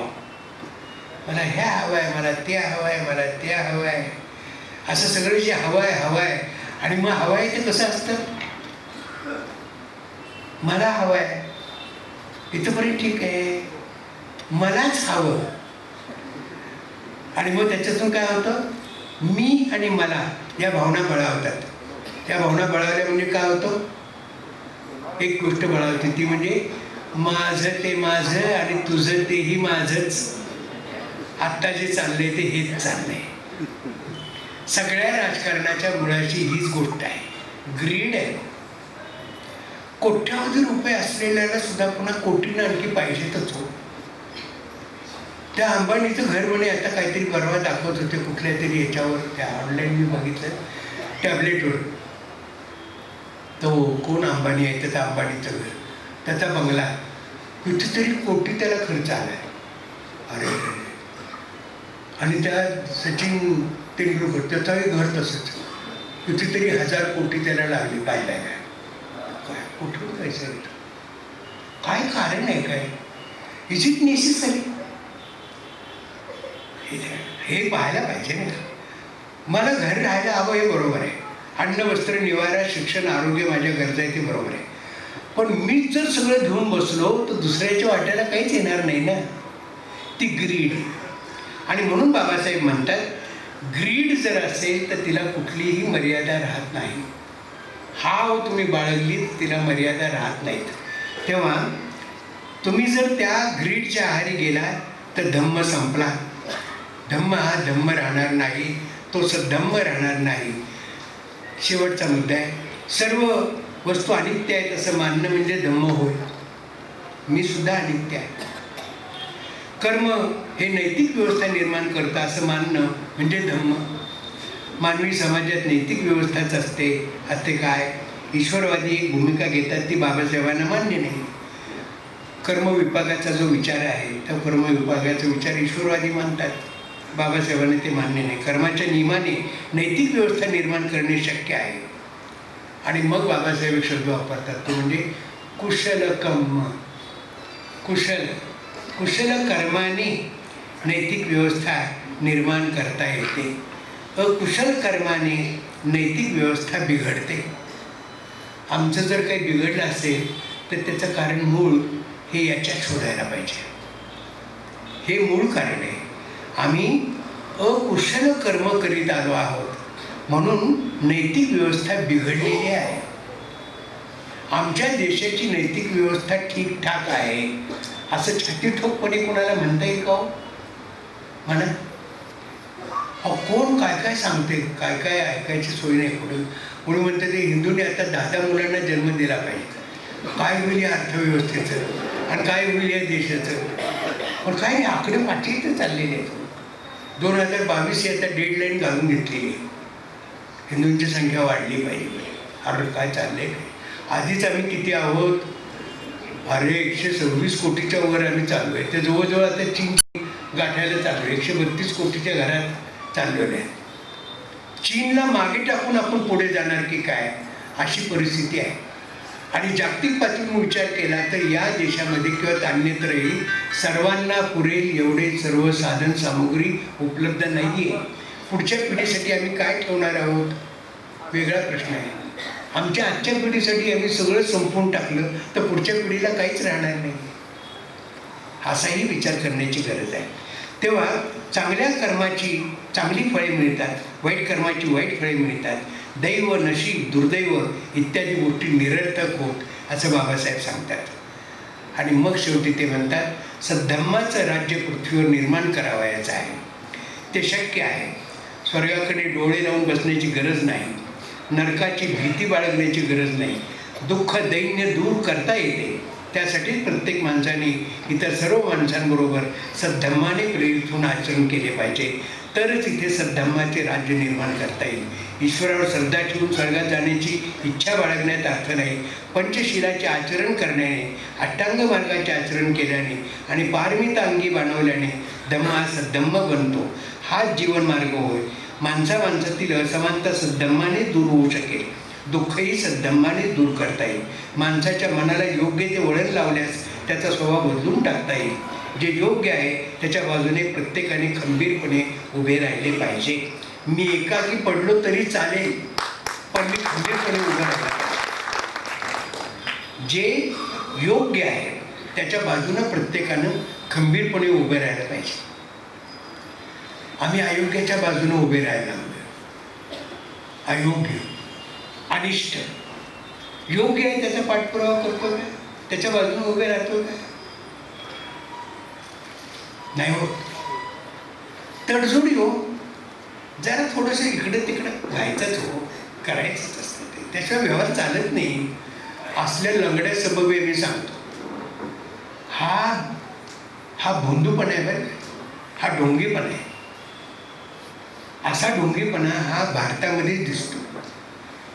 मी जगात कुठं कुठं हिंडलो आहे, मला दिसून आले की असा भोंदूगिरी आमच्याकडेच आहे. आणि हिपॉक्रेटिक माणसं आम्हीच आहोत, ढोंगी माणसं आपणच आहोत. का ढोंग दूर करता येऊ नये आम्हाला? Whatever we are, we are. आम्ही जसे आहोत तसे आहोत आणि आम्हाला जसं व्हायचं तसं आम्ही होणार आहोत. अशी भूमिका का घेता येऊ नये? तर त्याचा पाठपुरावा केला पाहिजे. आणि तो पाठपुरावा करायचा असला तरी मी एकाकी पडलो तरी चालेल, पण मी जे योग्य असेल त्याचा पाठपुरावा केला पाहिजे. त्यासाठी मग जो उपदेश आहे तो सम्यक ज्ञान आहे, सम्यक वाचा आहे, सम्यक कर्म आहे, सम्यक आजीविका आहे, सम्यक व्यायाम, सम्यक स्मृती, सम्यक समाधी. या जोडीने पंचशिलाचे आचरण हा धम्माचा सर्वात महत्त्वाचा भाग आहे. त्यामध्ये दुसऱ्याचे प्राण न घेणं हा हे पहिलं तत्व आहे पंचशिलामध्ये. प्राणाची पात विरती, दुसऱ्याचे प्राण न घेणं. आम्हाला काय वाटतच नाही. आम्ही कित्येक जण एकमेकांना मारणार, रोज बातमी वाचली ना की कोण कोणाला तरी मारतोयच, ठारच करतोय हो, असं आजकाल आपल्याला दिसतंय. कोणाच्या प्राणाची कोणाला काही किंमतच वाटेना, कोणी थांबवायचं जाऊन सुद्धा प्रयत्न करेना. धास्ती अशी आहे की ते थांबवायला जावं तर कदाचित त्यालाच मारतील. असंही घडतं काही काही ठिकाणी.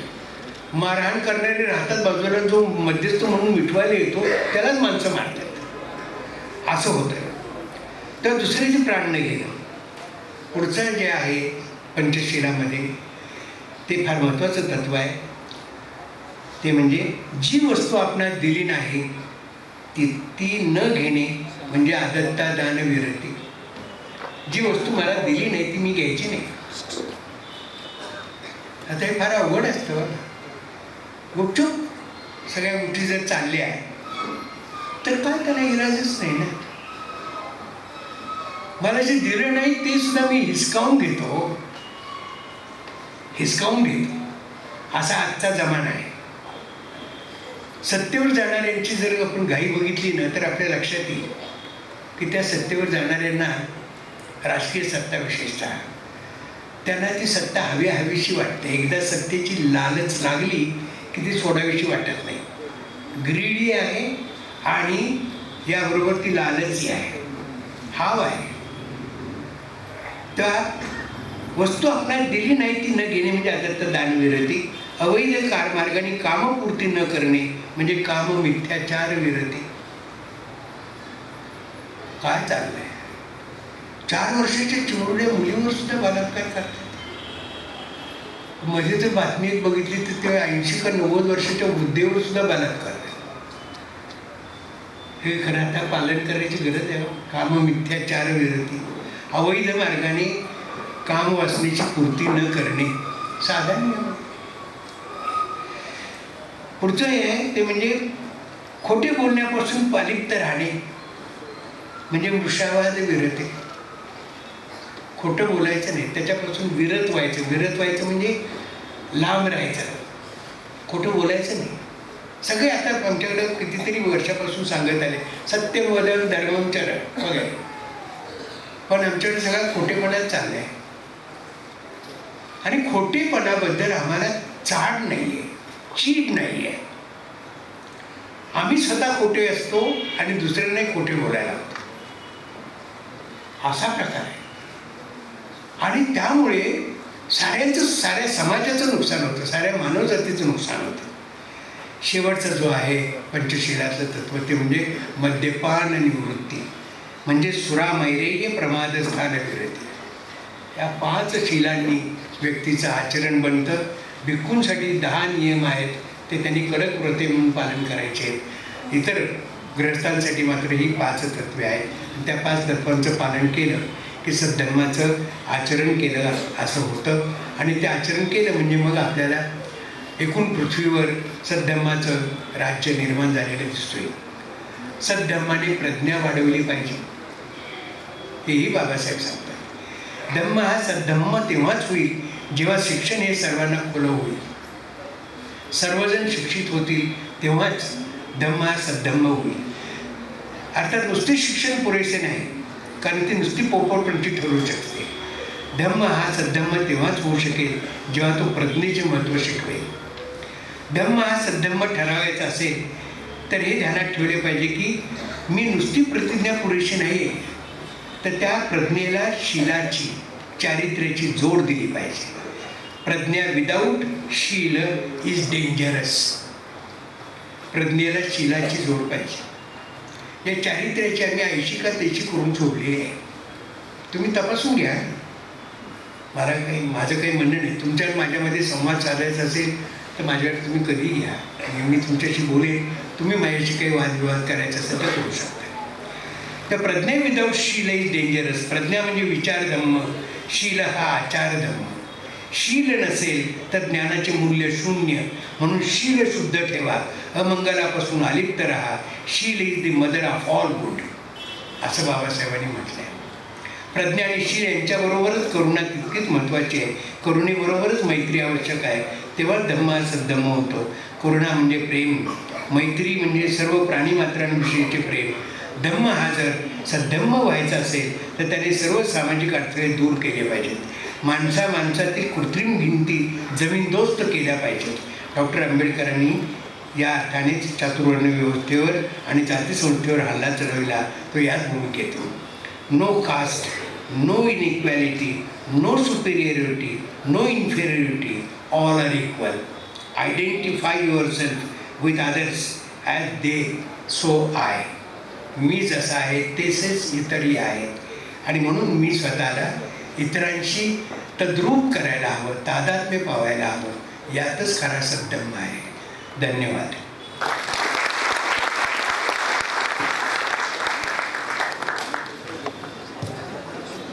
धन्यवाद सर. सरांनी माननीय डॉक्टर बाबासाहेब आंबेडकरांची धर्मनिरपेक्षता याबद्दलचे जे विचार आहेत ते आपल्यापर्यंत पोचवलेले आहेतच. धर्म हा कोणत्या गोष्टीवर आधारलेला आहे, धर्माचा हेतू काय, धर्माने निर्माण केलेल्या समस्या, त्याचबरोबर बुद्धांचे विचार हे त्यांनी अतिशय चांगल्या प्रकारे आपल्यासमोर मांडलेले आहेत. होईल बरं. अगोदर त्यांनी मला पसंत केलं होतं त्यामुळे प्रश्नच नव्हता हो.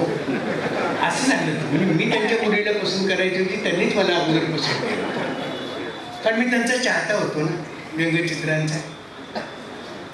कोइन्सिडन्स असतो एक आयुष्यामध्ये. आणि त्यांना सांगितलं मी की बाया असं होईल, डामडौर होणार नाही. पहिल्यांदा भुकेल्या माणसांची पंगत बसवली जाईल, भिक्षेकऱ्यांची पंगत पहिली बसवली. आणि बाकीच्यांना मग नंतर जे आलेले पाहुणे रावळे होते त्यांचं जेवण नंतर केले. असे आम्ही कितीतरी विद्यार्थ्यांची लग्न सुद्धा केली इतक्या साधे पद्धतीने केलेलं आहे. वडगावकर आहे तिथे, त्यांना माहिती आहे. आमचा हो कांबळे आमचा कलिग होता, त्याचं लग्न माणगावात केलं. इतकी साधेपणानं लग्न, काही गरजच नाही. बरं जाऊ दे. तर हे प्रिस्टहूड जे आहे ना, पौरोहित्य, ते पाठीमागे लागतं. म्हणून बुद्धाच्या मते काय आहे, नामरूप is a collective nature for a सेन्शियल बिईंग. पंचस्कंद म्हटले, स्कंद, चैत स्कंद, चित्त चैत स्कंद. म्हणजे काय, मी म्हणजे कोण आहे तर चित्त चैत स्कंद आहे. आणि तो दर क्षणी बदलणार आहे. या क्षणीचं चित्त चैत स्कंद नष्ट होतो आणि पुढच्या क्षणीचं चित्त चैत स्कंद उत्पन्न होतं. क्षणिकता, क्षणभंगुरता, अनित्यता हा विचार बुद्धाने दिला. पण आम्हाला सगळं नित्य हवं असतं ना. मग प्रिस्टहूड म्हणजे पौरोहित्य हे सुद्धा नित्य लागतं आम्हाला. आमचं त्याशिवाय चालत नाही हो. श्राद्ध, 13वा 15वा आणखी काय असेल ते सगळे दिवस साजरे करायला पुरोहिताला बोलवावंच लागतं ना. हे आहे, अजूनही घाटावर जा, हे चाललेलं असतं. तिसऱ्या दिवशी पिंडदान असतं. काहीतरी आणखी द्यायचं असतं. सगळ्या त्याला आवडणाऱ्या वस्तू नेऊन ठेवतात तिथं. आता काय करायचं? काय कारण आहे काय? Once a man is dead he is finished. तो संपला. असं का मानू नये? आमचे मित्र नुकतेच डॉक्टर यशवंत सुमंत गेले. त्यांनी इच्छा केली म्हणजे विद्युत दाहिनी दहन करा. कोणतेही संस्कार नव्हते, आत्मा मांडीतच नव्हते ते. असे फार थोडे लोक असतात कन्सिस्टंटली आपल्या विचाराप्रमाणे जीवन जगणारे. असा तो भाग आहे. तर यज्ञ याग आणि आहुती वगैरे म्हणजे सुद्धा धम्म नव्हे. काल्पनिक गोष्टींवरचा विश्वास म्हणजे धम्म नव्हे. आणि कितीतरी तात्विक प्रश्न आम्ही विचारतो. ते प्रश्नांना सुद्धा जर अर्थपूर्ण प्रश्न असेल तर हो किंवा नाही या स्वरूपाची उत्तर आपल्याला देता येतील, एरवी देता येणार नाही. बुद्धाने अशा काही प्रश्नांचा निकाल लावून टाकला आणि त्याने त्याच्यावर काही व्याख्यान करायचं नाकारलं. ते 10 प्रश्न 14 प्रश्न जवळजवळ 14 प्रश्न आहेत आणि ते सगळे बाजूला ठेवले. 10 अव्याकृती असं त्याला म्हटलं जातं. हे जग शाश्वत आहे की अशाश्वत आहे? की शाश्वत आणि अशाश्वत दोन्ही आहे? मी जन्माला येतो म्हणजे काय? मी मरतो म्हणजे काय? मी मेल्यानंतर अस्तित्वात असतो की नसतो? की असतो आणि नसतो असं दोन्हीही आहे वगैरे वगैरे. असे प्रश्न विचारण्यात काहीही शहाणपण नाही. बुद्ध हा व्यवहारवादी होता. बाबासाहेब आंबेडकर हेही तितकेच व्यवहारवादी होते. आणि दुःखाचा अर्थ बाबासाहेबांनी घेतलेला आहे तो शोषणालाच जोडलेला आहे. आजच्या जमान्यात जे शोषण चालू आहे त्या शोषणाशी दुःखाची संकल्पना बाबासाहेबांनी जोडलेली आहे. हे आपण लक्षात घ्यायला पाहिजे. छोटे छोटे गोष्टी आहेत पण त्या अतिशय सूक्ष्म आहेत. तेव्हा आता दोन्हीमधला आपल्याला जरासा भेद सांगूया. नाही, एका बाजूला रिलिजन आहे, दुसऱ्या बाजूला धम्म आहे. धर्म हा व्यक्तिगत असतो. पुन्हा नैतिकता हा धर्माचा पाया मुळीच नसतो. या दोन गोष्टी जर सोडल्या तर धम्माच्या बाबतीत प्लस पॉईंट्स आपल्याला खूप काही सांगता येतात. पहिला मुद्दा असा, धम्म हा सामाजिक असतो. धम्म हा तुम्ही आम्ही प्रत्येकाने सार्वजनिक जीवनात उपयोगात आणावयाचा असतो. त्याचं आचरण करावयाचं असतं. कसं करायचं असतं ते मी तुम्हाला सांगेन. त्याचं कारण पुढं सांगितले. धम्म हा सदाचरणावर आधारलेला आहे. धम्म नसेल तर अराजक माजेल असं बाबासाहेब म्हणतात. धम्म नसेल तर हुकुमशाही अवतरेल. हुकुमशाही अवतरायची नसेल तर आम्हाला धम्म जागृत ठेवावं लागेल. धम्म हा नित्य त्याचं आचरण करावं लागेल, तसं पालन करावं लागेल, त्या तत्वांचं पालन करावं लागेल. तरच आम्ही धम्मानुयायी म्हणू, तरच आम्ही बाबासाहेबांना काही समजून घेतलं असं म्हणू.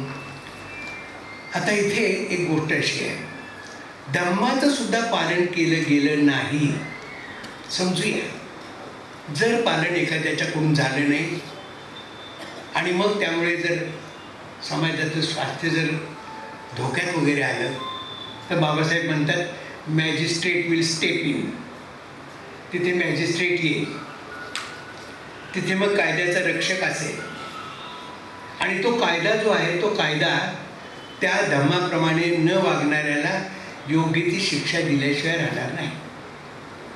तेव्हा धम्म प्लस मॅजिस्ट्रेट हे खरं म्हणजे स्वातंत्र्याचं लक्षण आहे. ह्यामध्ये स्वातंत्र्य आहे. मग पुढे जाऊन बाबासाहेब म्हणतात असा धम्म जो आहे तो धम्म कसा असणार आहे? प्रज्ञा आणि करुणा म्हणजे धम्म, किंवा असं म्हणूया प्रज्ञा प्लस करुणा इज इक्वल टू धम्म. अगदी सूत्रमय भाषेत त्यांनी सांगितले. मग आता प्रश्न असा विचारूया की धम्माचा हेतू काय? धम्माचा हेतू असा आहे की त्या अगोदर सांगायला हवं, प्रज्ञा आणि करुणा दोन आधारावरच धम्म उभा आहे. त्या दोन आधारावर धम्माची उभारणी झाली. मग या धम्माचा हेतू काय? To reconstruct the world. साऱ्या जगाची पुनर्रचना करणे हे धम्माचं उद्दिष्ट आहे. जग म्हणजे तुमचं आमचं माणसांचं जग. साऱ्या मानवजातीची पुनर्रचना, मानवी समाजाची पुनर्रचना करावी अशा इतक्या विचारानं बाबासाहेब धम्माकडे पाहतात. ते कोणत्याही संकुचित अर्थाने धम्माकडे पाहत नाहीत. रिकन्स्ट्रक्शन, पुनर्रचना, मानव समाजाची पुनर्रचना करण्याचं सामर्थ्य या धम्मात आहे असं ते म्हणतात. मग धम्म म्हणजे काय? धम्म म्हणजे नैतिकता. धम्म म्हणजे नैतिकता, धम्म म्हणजे नीती. पण ती पुरुषी नाही नुसती नीती, बरं का. ती तशी पवित्र असली पाहिजे. त्याचं पालन प्रत्येकाने केलं पाहिजे, इतकं की तिचं उल्लंघन करता येणार नाही. तर पवित्र का असावी असा एक प्रश्न विचारता येईल. जे उत्तम आहे त्याचे रक्षण करावयाचे आहे. प्राचीन काळी एक पद्धत होती, बळी तो कानपिळी, ओनली द फिटेस्ट सर्वाईव्ह. मग बाबासाहेब प्रश्न विचारतात, व्हॉट अबाउट विकेस्ट? जो दुर्बल आहे त्याला काय जगण्याचा अधिकार नाही का? असा बाबासाहेब प्रश्न विचारतात आणि त्याला तेच उत्तर देतात. To protect weakest we have to impose some restraints upon the fittest. जो बलवान आहे त्याच्यावर काही निर्बंध घालावे लागतील. कोणासाठी? जो दुर्बल आहे त्याला आम्हाला उभं करायचं असेल तर. हाही धम्माचा भाग आहे. त्या धम्माकडे या जागतिक भूमिकेवरून जसं बघता येईल, संपूर्ण मानवजातीच्या भूमिकेतून बघता येईल, तसंच व्यक्तिगत पातळीवरून सुद्धा धर्माकडे पाहता येणं शक्य आहे. तेव्हा हा जो विकेस्ट आहे त्या विकेस्टला आपल्याला एकत्र आणायचा आहे आणि त्याच्यासाठी म्हणून धम्माची रचना करायची. बस. आता धम्म कशास म्हणतात ते सांगतो आणि मग धर्मनिरपेक्षतेकडे येतो आणि 5 मिनिटामध्ये मी थांबवतो. अध्यक्षांना त्यांचं विवेचन करायचं आहे. जर समजूया धम्म आम्ही जर काही विचारात घेतला नाही तर काय काय होईल. बाबासाहेब सांगतात, एक पहिली गोष्ट म्हणजे सामूहिक नीतिमत्ता पहिल्यांदा हकालपट्टी केली पाहिजे. समुदायाची नीतिमत्ता म्हणून काही मान्यता असता कामा नये. प्रत्येक व्यक्ती नीतिमान असली पाहिजे. समुदायाची नीतिमत्ता ही काही उपयोगाची नाही आहे. Group morality is of no use. Common rules of morality are required. Group setup leads to discrimination and denial of justice. न्यायाची उभारणी करायची असेल तर ही सामुदायिक नीतिमत्ता काही उपयोगाची नाही. Group setup leads to stratification of classes. Those who are masters remain masters and those who are born in slavery remain slaves. Owners remain owners and workers remain workers. Then there can be liberty for some but not for all. What is the remedy? यावर उपाय काय? जर आम्ही सामुदायिक पातळीवरून नीतिमत्तेचं आचरण करायचं ठरवलं तर हे स्ट्रॅटिफिकेशन होणार, हे वर्गीकरण होणार, वर्ग अस्तित्वात येणार, मालक हे मालकच राहणार, श्रमिक हे श्रमिकच राहतील. ह्याला काय उपाय काय? The only remedy lies in making fraternity universally effective, says doctor Babasaheb Ambedkar. बंधुतेला आम्ही वैश्विक सत्व म्हणून मान्यता द्यायला हवी. सर्व माणसांनी मिळून या बंधुतेला एक वैश्विक सत्य म्हणून जर मान्यता दिली तरच हा धम्म निष्पन्न होऊ शकतो, एरवी होऊ शकत नाही. बंधुता हे धम्माचे दुसरे नाव आहे, सेज डॉक्टर आंबेडकर. ब्रदरहूड, माणसांमधलं हे जे नातं आहे ते बंधुतेचं नातं आहे. आम्ही किती बंधू म्हणून एकमेकांना पाहतो. नाही हो, ते अवघड आहे, फार अवघड आहे सर, परत फार अवघड आहे. काय आम्ही प्रत्येकाकडे पाहताना पहिल्यांदा तो कुठनं आला, कुठल्या जातीचा आहे, कुठं जन्म झाला त्याचा, कुणाच्या पोटी झाला, तो गरीब आहे का श्रीमंत आहे, काय वाटेल त्या चौकशा करतो काही कारण नसताना. दाभोळीची सुद्धा अशी सगळी चौकशी करतात. काय करायचं? अरे करायचं काय?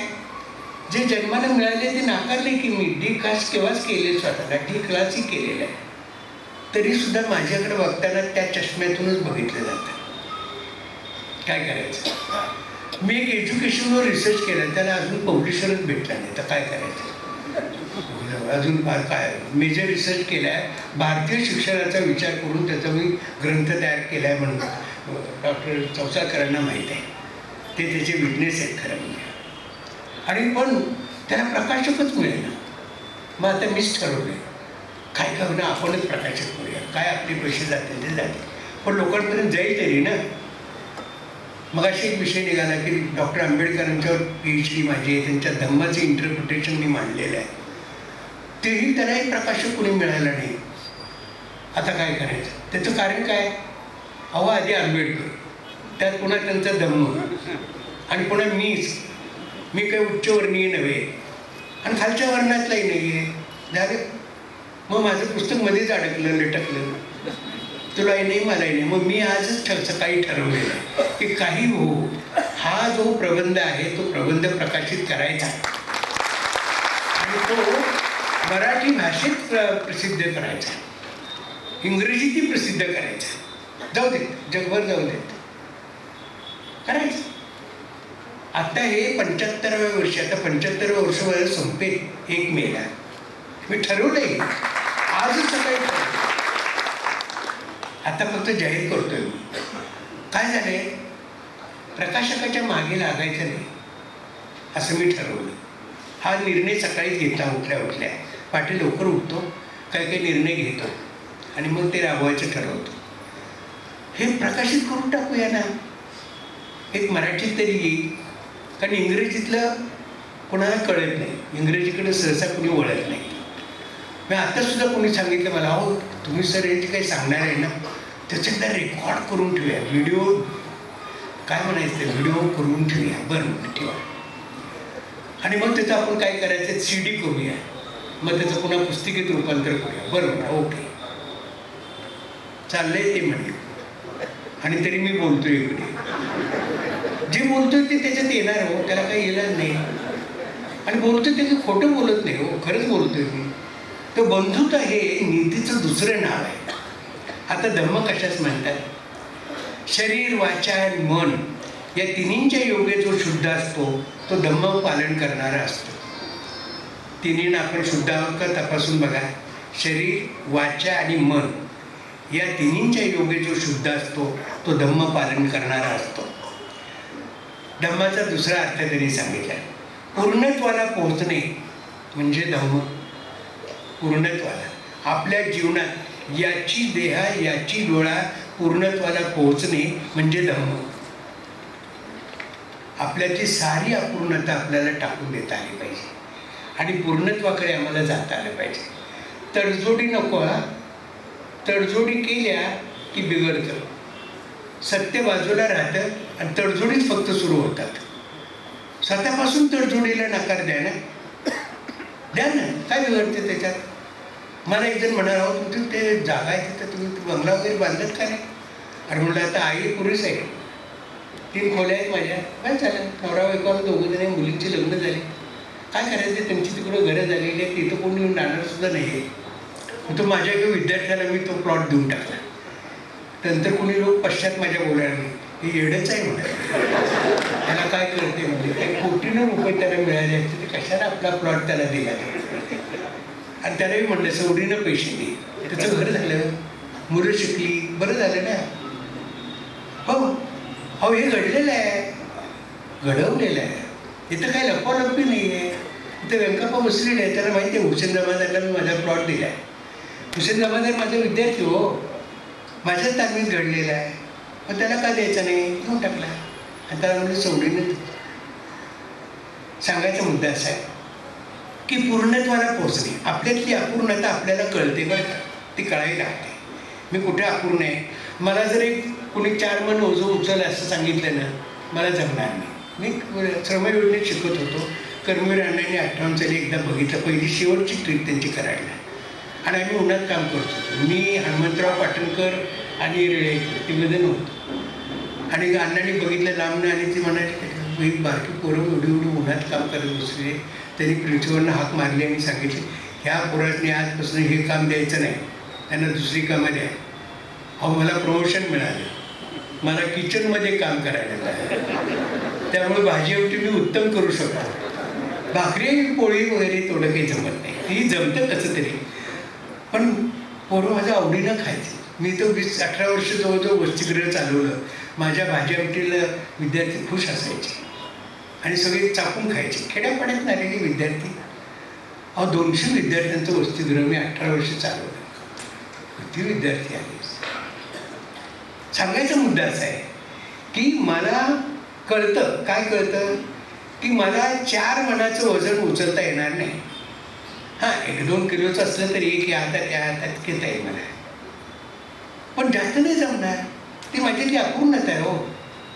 अशा अपूर्णता ज्या फिजिकल आहेत, शारीरिक आहेत, त्या बाजूला सोडल्या असता इतर मानसिक पातळीवरच्या, बौद्धिक पातळीवरच्या अपूर्णता, उदाहरणार्थ आळस, ही माझ्यात अपूर्णता असेल तर तिच्यावर मात माझी मीच केली पाहिजे.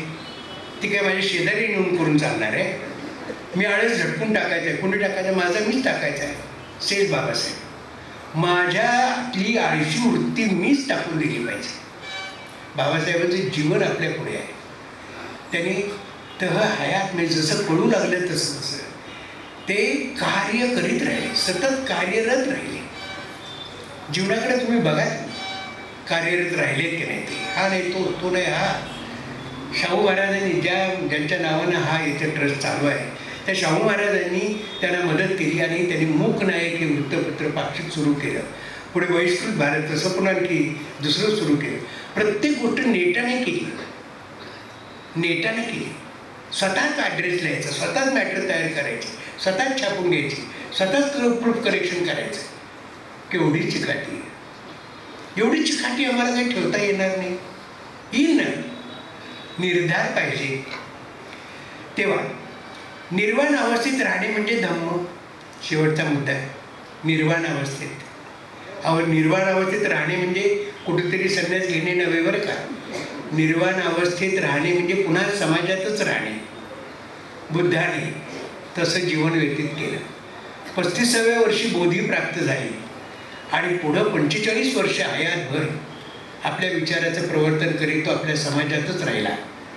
समाजाला बदलण्यासाठी, माणसांना बदलण्यासाठी बुद्धाने समाजात राहणंच पसंत केलं. त्याला कुठेतरी जाऊन राहता आलं असतं. मध्यंतरी त्याला बोलावण्यात आलं होतं, चल आता राज्यकारभार वगैरे सांभाळ आणि तू ये परत इकडे, पण ते गेला नाही परत. सांगायचा मुद्दा असा आहे की हे आम्हाला शक्य होतं की नाही बघा. तेव्हा धनवान म्हणजे सुटका अथवा मुक्ती असा अर्थ नाही. लोभ, मोह, मत्सर, असूया, द्वेष यापासून दूर राहणे, वासना विकारांवर नियंत्रण ठेवणे म्हणजे निर्वाण अवस्था. आणि तेव्हाच तो मनुष्य स्वतंत्रही होतो. माणूस दारिद्र्यात असतो तेव्हा तो दुःखी असतो असे आपण म्हणतो, तथापि समृद्धीतही माणूस दुःखी असतो. मनुष्य वासनेला बळी पडतो तेव्हाच दुःखी होतो. सेज बाबासाहेब आंबेडकर. आता शेवटचा मुद्दा आहे. हा नुसता धम्म जो आहे तो धम्म बरोबर नाही आहे. त्याचं बाबासाहेब म्हणतात धम्म हा सद्धम्म असला पाहिजे, सद्धम्म. आणि त्या सद्धम्माचं उद्दिष्ट निर्वाण हेच आहे.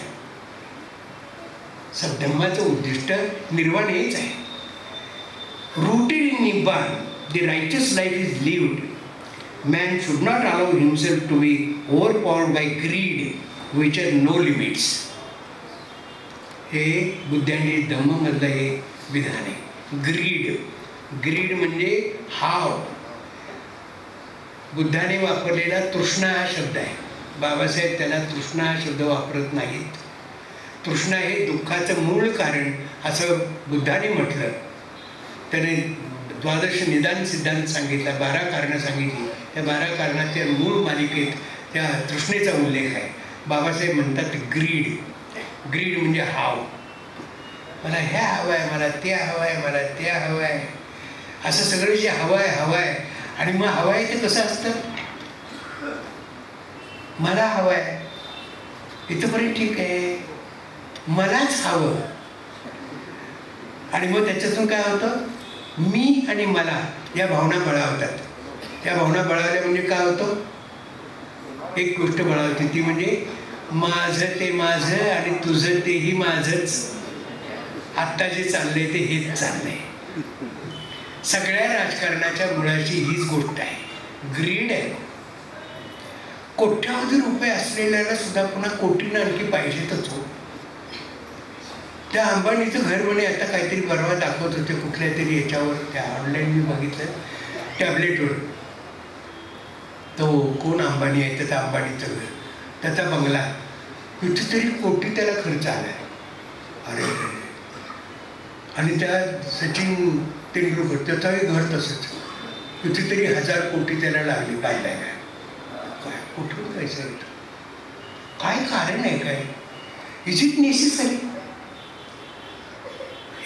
हे पाहायला पाहिजे. मला घर राहायला हवं हे बरोबर आहे, अन्न वस्त्र निवारा शिक्षण आरोग्य माझ्या गरजा आहे ते बरोबर आहे. पण मी जर सगळं घेऊन बसलो तर दुसऱ्याच्या वाट्याला काहीच येणार नाही ना. ती ग्रीड. आणि म्हणून बाबासाहेब म्हणतात ग्रीड जर असेल तर तिला कुठलीही मर्यादा राहत नाही. हाव तुम्ही बाळगली तिला मर्यादा राहत नाहीत. तेव्हा तुम्ही जर त्या ग्रीडच्या आहारी गेला तर धम्म संपला. धम्म हा धम्म राहणार नाही, तो सद्धम्म राहणार नाही. शेवटचा मुद्दा आहे, सर्व वस्तू अनित्य आहेत असं मानणं म्हणजे धम्म होय. मी सुद्धा अनित्य आहे. कर्म हे नैतिक व्यवस्था निर्माण करतं असं मानणं म्हणजे धम्म. मानवी समाजात नैतिक व्यवस्थाच असते काय, ईश्वरवादी एक भूमिका घेतात ती बाबासाहेबांना मान्य नाही. कर्मविपाकाचा जो विचार आहे त्या कर्मविपाकाचा विचार ईश्वरवादी मानतात, बाबासाहेबांना ते मान्य नाही. कर्माच्या नियमाने नैतिक व्यवस्था निर्माण करणे शक्य आहे. आणि मग बाबासाहेब एक शब्द वापरतात, तो म्हणजे कुशल कर्म.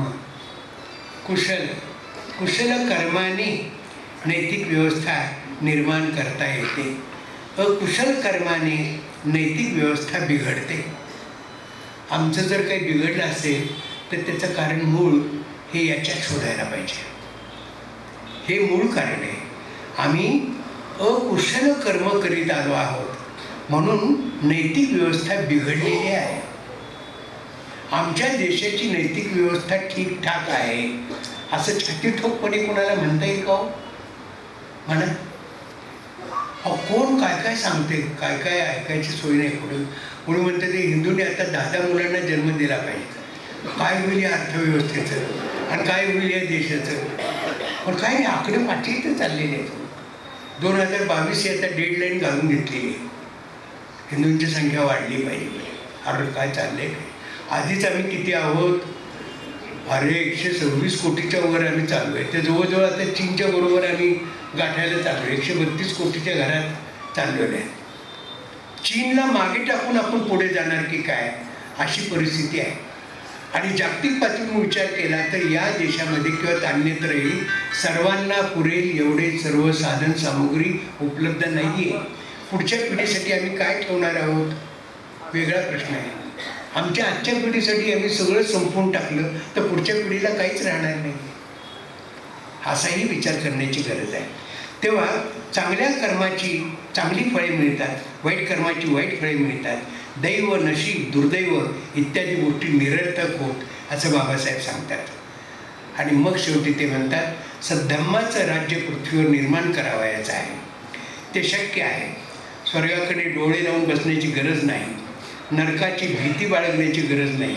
दुःख दैन्य दूर करता येते.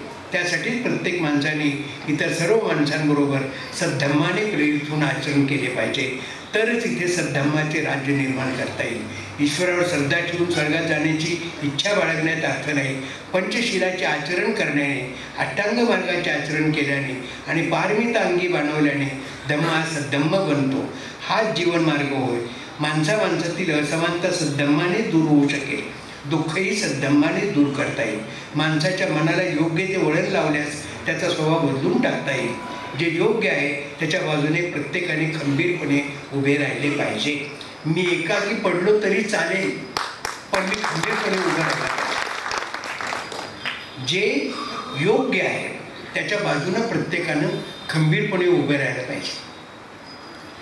आम्ही अयोग्याच्या बाजूने उभे राहायला लागलो. अयोग्य, अनिष्ट. योग्य आहे त्याचा पाठपुरावा करतो काय, त्याच्या बाजूने उभे राहतो काय? नाही हो. तडजोडी हो, जरा थोडंसं इकडं तिकडं व्हायचंच हो, करायचंच असतं ते, त्याशिवाय व्यवहार चालत नाही. असल्या लंगड्या सबबी मी सांगतो,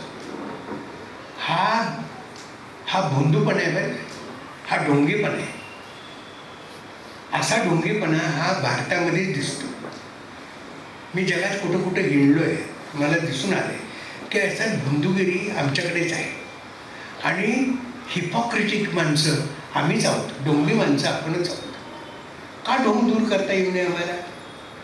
व्हॉट एव्हर वी आर, आम्ही जसे आहोत तसे आहोत आणि आम्हाला जसं व्हायचं तसं आम्ही होणार आहोत. अशी भूमिका का घेता येऊ नये? तर त्याचा पाठपुरावा केला पाहिजे.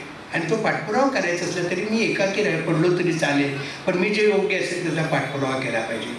त्यासाठी मग जो उपदेश आहे तो सम्यक ज्ञान आहे, सम्यक वाचा आहे, सम्यक कर्म आहे, सम्यक आजीविका आहे, सम्यक व्यायाम, सम्यक स्मृती, सम्यक समाधी, या जोडीने पंचशिलाचे आचरण हा धम्माचा सर्वात महत्त्वाचा भाग आहे. त्यामध्ये दुसऱ्याचे प्राण न घेणं हा हे पहिलं तत्व आहे पंचशिलामधलं. प्राणाची पात विरती, दुसऱ्याचे प्राण न घेणं. आम्हाला काय वाटतच नाही. आम्ही कित्येक जण एकमेकांना मारणार, रोज बातमी वाचली ना की कोण कोणाला ती मारतोयच, ठारच करतोय हो, असं आजकाल आपल्याला दिसतंय. कुणाच्या प्राण्याची कुणाला काही किंमतच वाटेना आणि कोणी थांबवायचं जाऊन सुद्धा प्रयत्न करेना. धास्ती अशी आहे की ते थांबवायला जावं तर कदाचित त्यालाच मारतील, असंही घडतं काही काही ठिकाणी. मारहाण करणारे राहतात बाजूला, जो मध्यस्थ म्हणून मिटवायला येतो त्यालाच माणसं मारतात, असं होतं. तर दुसऱ्याचे प्राण न घेणं पुढचं जे आहे पंचशिलामध्ये ते फार महत्त्वाचं तत्व आहे. ते म्हणजे जी वस्तू आपणास दिली नाही ती न घेणे म्हणजे आदत्ता दान विरती. जी वस्तू मला दिली नाही ती मी घ्यायची नाही. आता हे फार अवघड असतं. गुपचूप सगळ्या गोष्टी जर चालल्या तर काय त्याला इलाजच नाही ना. मला जे दिलं नाही ते सुद्धा मी हिसकावून घेतो,